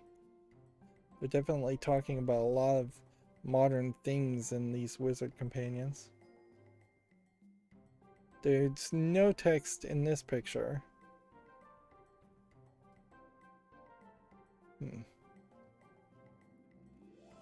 This is an oddly long picture.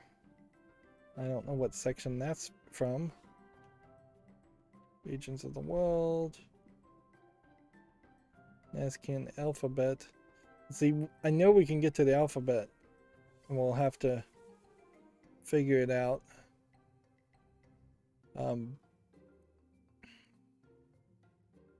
But we have to find the Tools of Wizardry first.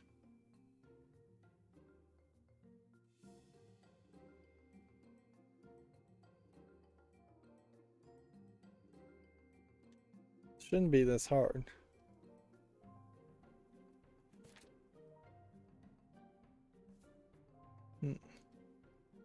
Wizard's Pledge.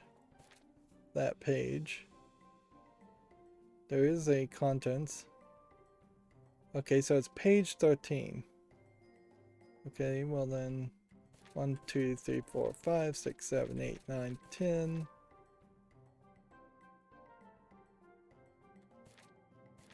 That didn't get us. That went too far. That's page 23. Right. The Tools of Wizardry. Wizard's Journal. Bottomless Bag, Locket. And so wizards did look like the old-fashioned wizards in the old day. Magic Wands, Creature Cage. Okay. So then the word that is being spoken here is the same letter twice. And honestly, the easiest way to do this, and I suppose if you had the limited edition version of this game, which clearly they were pushing, you would have probably a physical version of this book. But for everybody else, it makes way more sense to simply pull out a cell phone, take a picture of the symbols, or write them down if you want to do it old school, and then switch over to the Nazacian alphabet to translate. And that's exactly what I'm doing here. And let's see. Zoom in so we can get it nice and big.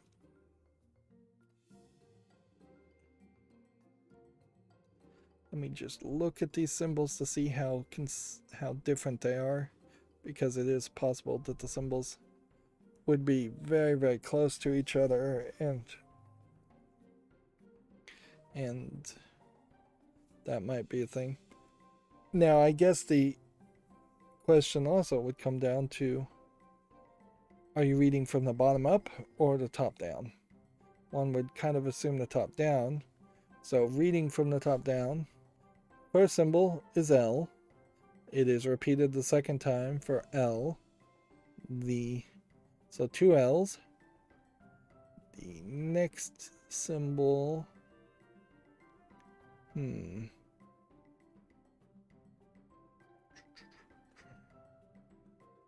actually doesn't really match any symbol unless these are combined in some way.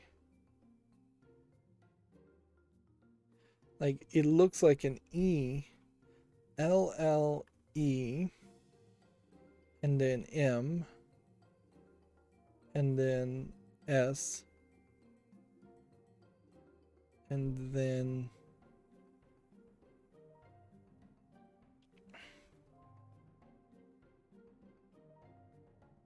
I/J. LLEMSJ.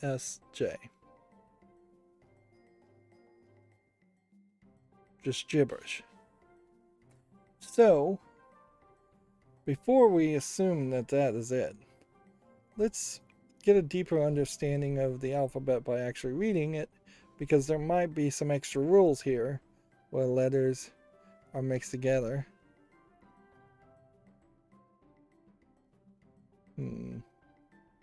So I'm just going to try and read through this fairly quickly. I'm not going to read it out.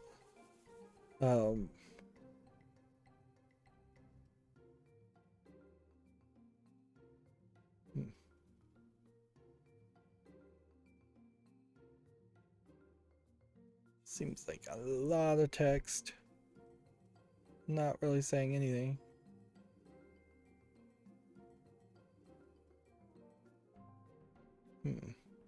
Seems like it's a lot of text specifically just so you wouldn't ever bother to read it.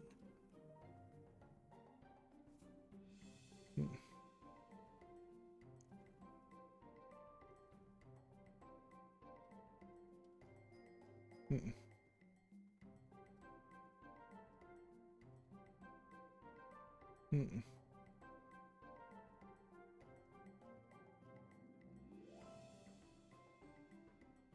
Start reading from right to left, very Japanese style, using the guide on the opposite page to decipher.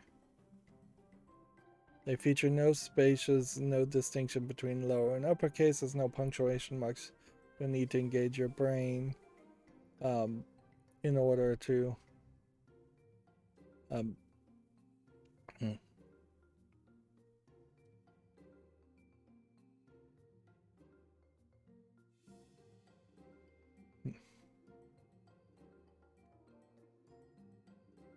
see, so there's even something here we could try and read.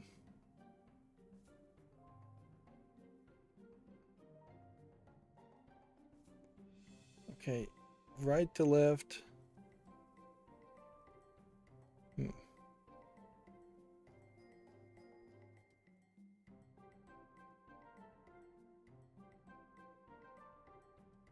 Hmm.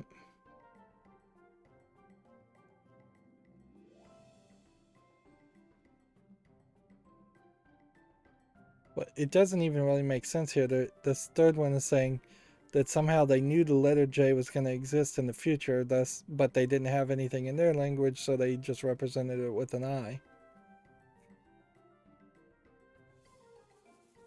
Alright. What it doesn't seem like is that that would combine into anything. The letters do kind of float upward, though, so maybe that is an indicator to start at the bottom. Let's translate it again, doing the same thing just from the bottom up and right to left, kind of in the same measure. The first one then would be either J or I, and then the second one would be S, which still doesn't make any sense.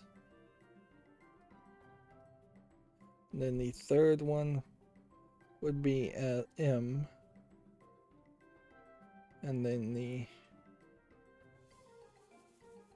fourth one would be E. JSME.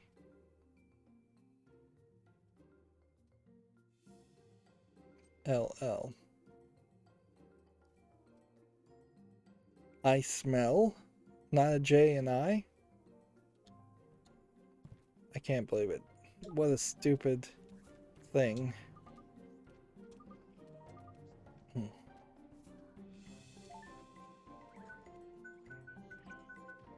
I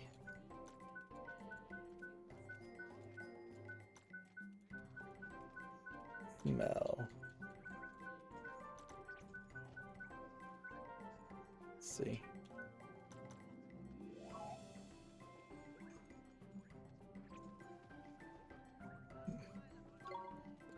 Maybe it is.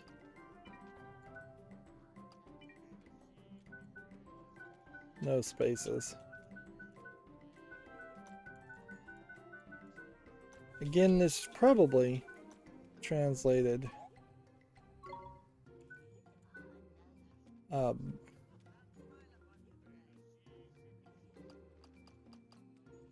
It's probably translated from Japanese.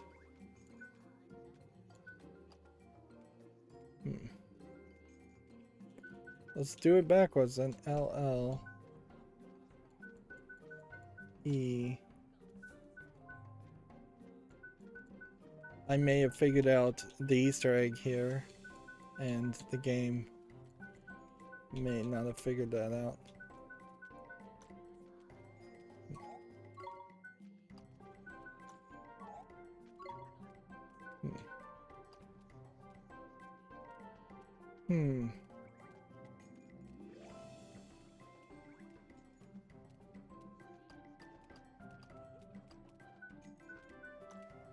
It should be I smell.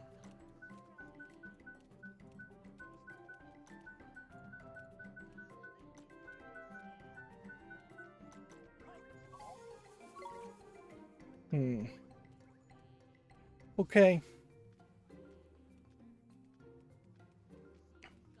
I'm not willing to play along with this anymore. I'm just going to look it up online. Like, this is a waste of everyone's time. Really. This is by far the worst worst element of the entire game, is having to read the book and having to type in answers.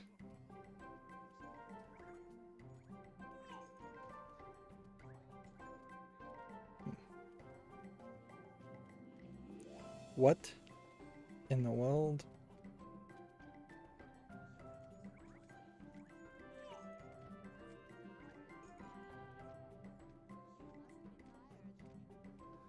I do not understand this at all. Alright.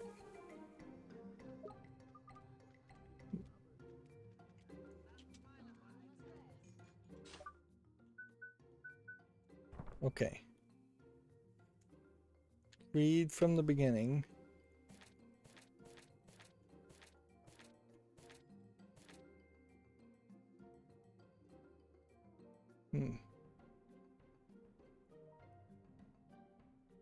Couldn't read any of that.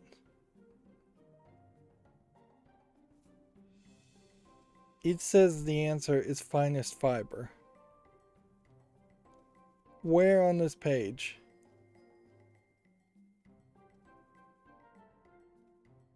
Where on this page is any Nazgûl that could even have that many letters?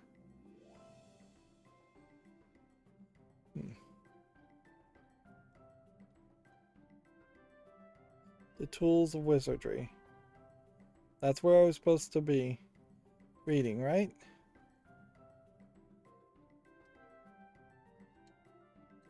Is this just mistranslated?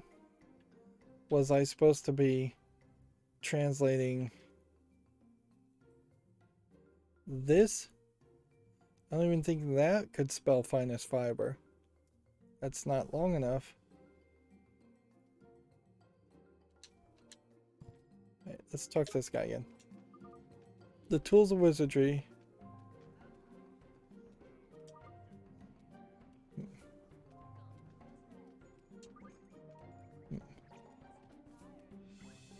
Talking about the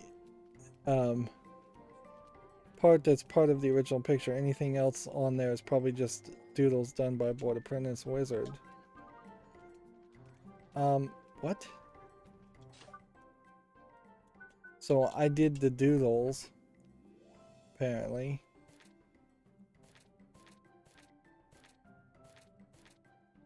Okay.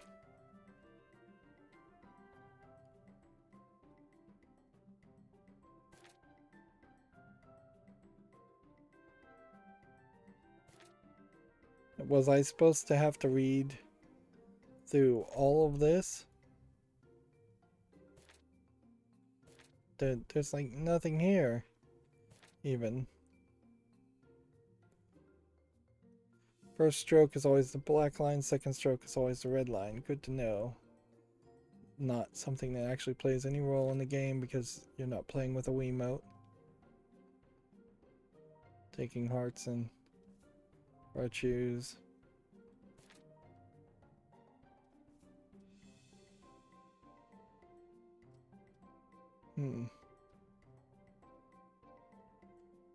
There's no Nazgûl here. Like, I can't translate what's on that book. That's just scribbles.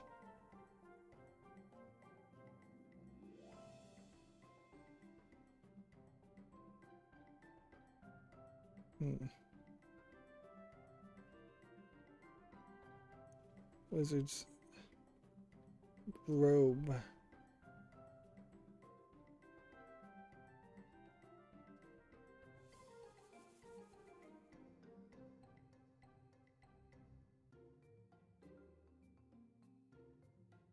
There's nothing here.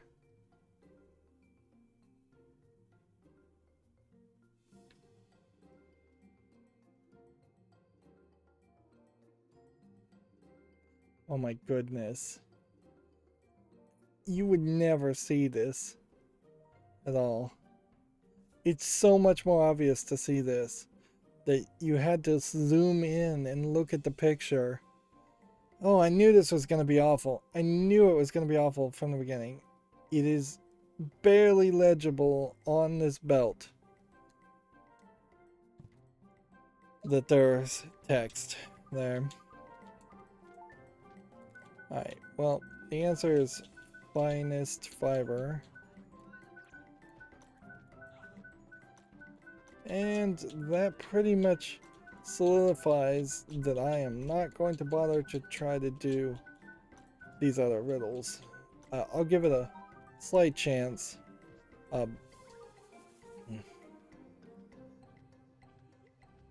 Mine was made from material from the sky tree. How about that? Really neato. My clothes are made from the sky tree too. What? But only sages are allowed to wear sky tree clothes. You're not a sage. Humph.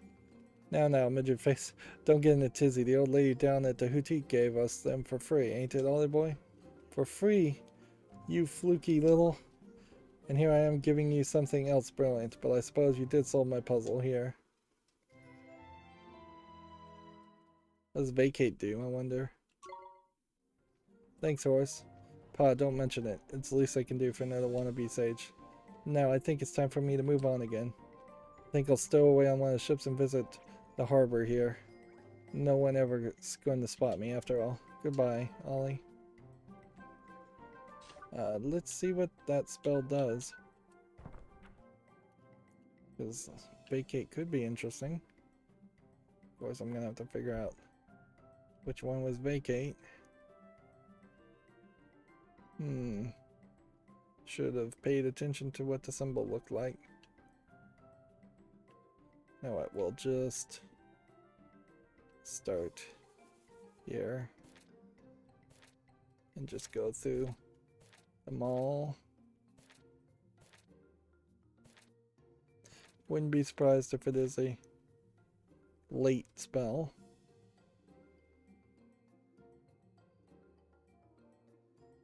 So vacate probably lets you escape dungeons, which that is going to be useful. Now I don't know where horse is going to end up next time.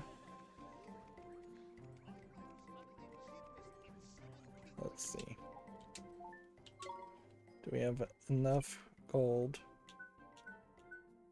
to try and have ingredients of everything we have? I think we're gonna run out of those options fairly quickly if we're not too careful.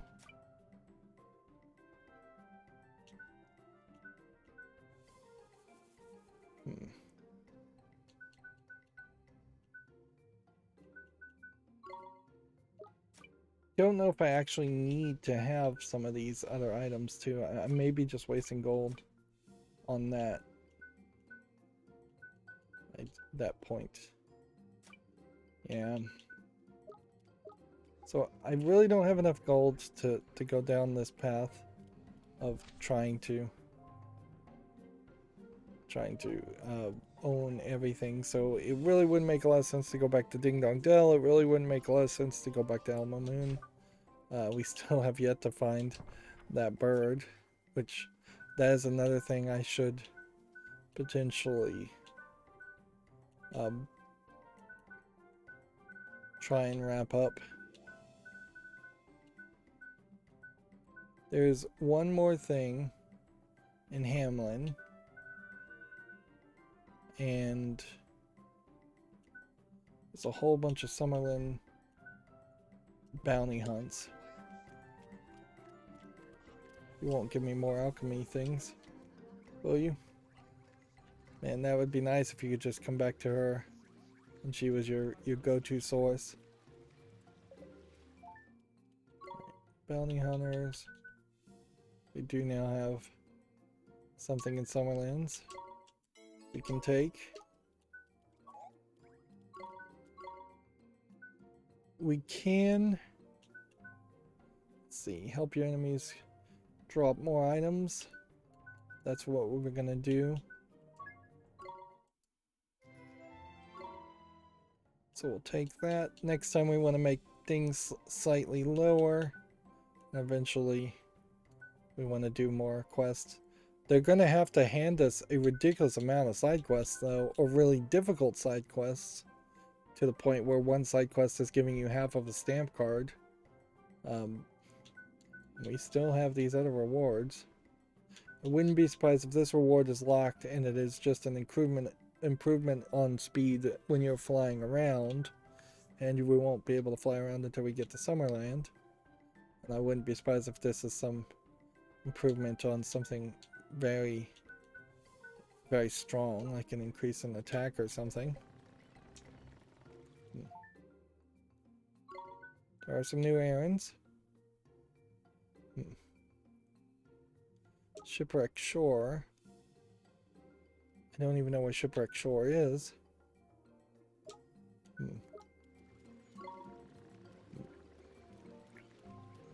So yeah, we're running out of things we can do. Storyline wise, in this 2 hours and 17 minutes, I don't think we've moved forward at all. We've just done side quests. But we're also going to run out of side quests, so doing a ton of alchemy probably not going to help us greatly. Yeah. And I guess when we look at these, this watchmaker's axe in particular is an ingredient to something else. So making one of those makes sense. And Breezy Cloak is an ingredient to something else, so making that makes sense. But the vast majority of these other things don't make sense, and so what I want to do is make just one of them, and I probably will even sell a Divine Dagger at some point if I can't equip it on something. I'll just probably try to have one of everything in my inventory.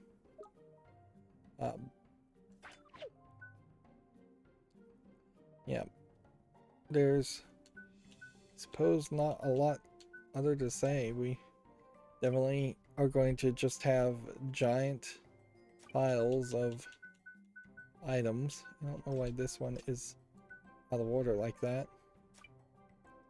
And just sub-menu versus sub-menu versus sub-menu. And this is the problem that happens all the times with video games, is that you end up having a lot of stuff, just a lot of crazy stuff in a lot of different menus, and it's just overwhelming and unnecessary. We still haven't figured out what to do with these tickets, or if we're going to do anything with these proof of wits, friendship, and strength. We probably aren't going to do anything with them. As for life lessons, I don't think we're going to get any more of those. We have tamed 54 species and defeated 107. And so we are just moving down this list of creatures. Although we really wouldn't have even done that much of today. Like, these side quests really do just take you out of the main gameplay locations. I suppose we should go to the Deep Dark Wood. If we know there aren't any greens or purples in that area, now would be a fine time to finish all of that up. Whereas every other location is either something you can 100%. Well, wait a minute. This is what's confusing, is this says green dash dash purple dash dash, but then Ding Dong Well says green 0 of question mark and purple 0 of question mark. So I guess that indicates there are some, but then Golden Grove says we're 100%. The percentage explored is 100%. Ooh, so that might very well mean that the percentage explored has more to do about have you revealed all of the map, and it may not be a direct counter as far as all the collectibles. Yeah. So there is probably a reason to go back to each location when it says 0 of question mark anyways, like this Tombstone Trial almost certainly does have a purple somewhere. Overall progress report now says our Wizard's Companion completion is at 51%, so they're making a statement that to imply we might only be 51% through with the game, which might be the case. Our creature's completion is only at 29%. Our task completion is at 35%, so yeah, that implies that there's another 2/3 of tasks to do, side tasks, which that's probably a good thing, but that kind of sucks too. We've gotten our alchemy up to 9%, but that means that at some point they are going to just hand us a ridiculous amount of alchemy stuff. We've completely ignored our familiars for the most part today. This guy still does not have the right thing to evolve.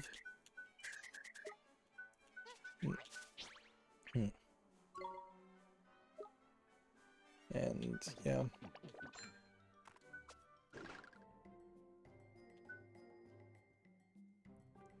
I don't think there's anything else to even say. Let's see. Let's travel to the Deep Dark Wood. Just so I remind myself where I'm supposed to look next time. And then let's save. And call that a day. Yep, 3 hours difference. A lot of these save spots have major jumps. It would be insane though to go back to any of these points in a save file now. You really only need 3 save files at most. Like, because you've just committed 33 hours of gameplay, and that you're not going to go back and replay the game. In a lot of ways, it would be nice if RPG games and JRPGs did look more from that perspective, where instead of being a 200-hour game, it was closer to a 60-hour game, but you could go back and play it 2 or 3 times for the people who are obsessive and have that amount of free time. Whereas the average player can just play it once and feel satisfied. And since most RPGs are centered around the idea of numbers just going up, increasing the base level of every monster from level 1 to level 100 in a new game plus would be a fairly easy thing to do. Borderlands kind of pioneers that idea, or at least exemplifies that idea, in that their new game plus, not only do they have a max level you can reach in the first time you play it, the new game plus is designed where everything is leveled up to, say, base 50 instead of level 1, minimum of a level 50 for each character, and that gives you an excuse to play the whole game through. Although, in all fairness, Borderlands also embraces a Western mentality quite a bit of not caring about what the side quests are or what you're doing, and it is just amazingly easy in Borderlands, and it's encouraged in Borderlands to turn off your brain, just run towards the blinking arrow, run towards the marker on the map, and shoot whatever is there to finish the quest.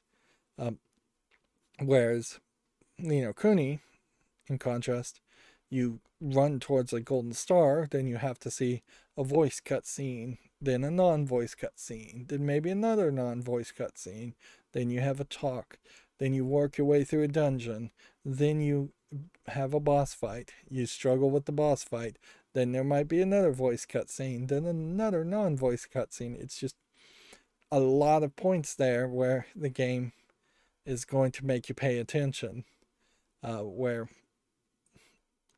which disrupts the game flow, for lack of a better term. Anyways, we're going dangerously close to 2.5 hours. That's going to be it for this recording. As always, I ask you to like, share, subscribe, comment, and watch every second of my videos. If you want a friend or follow me on any social media sites, there's a whole bunch of links down below. Thank you for watching. Have a good evening.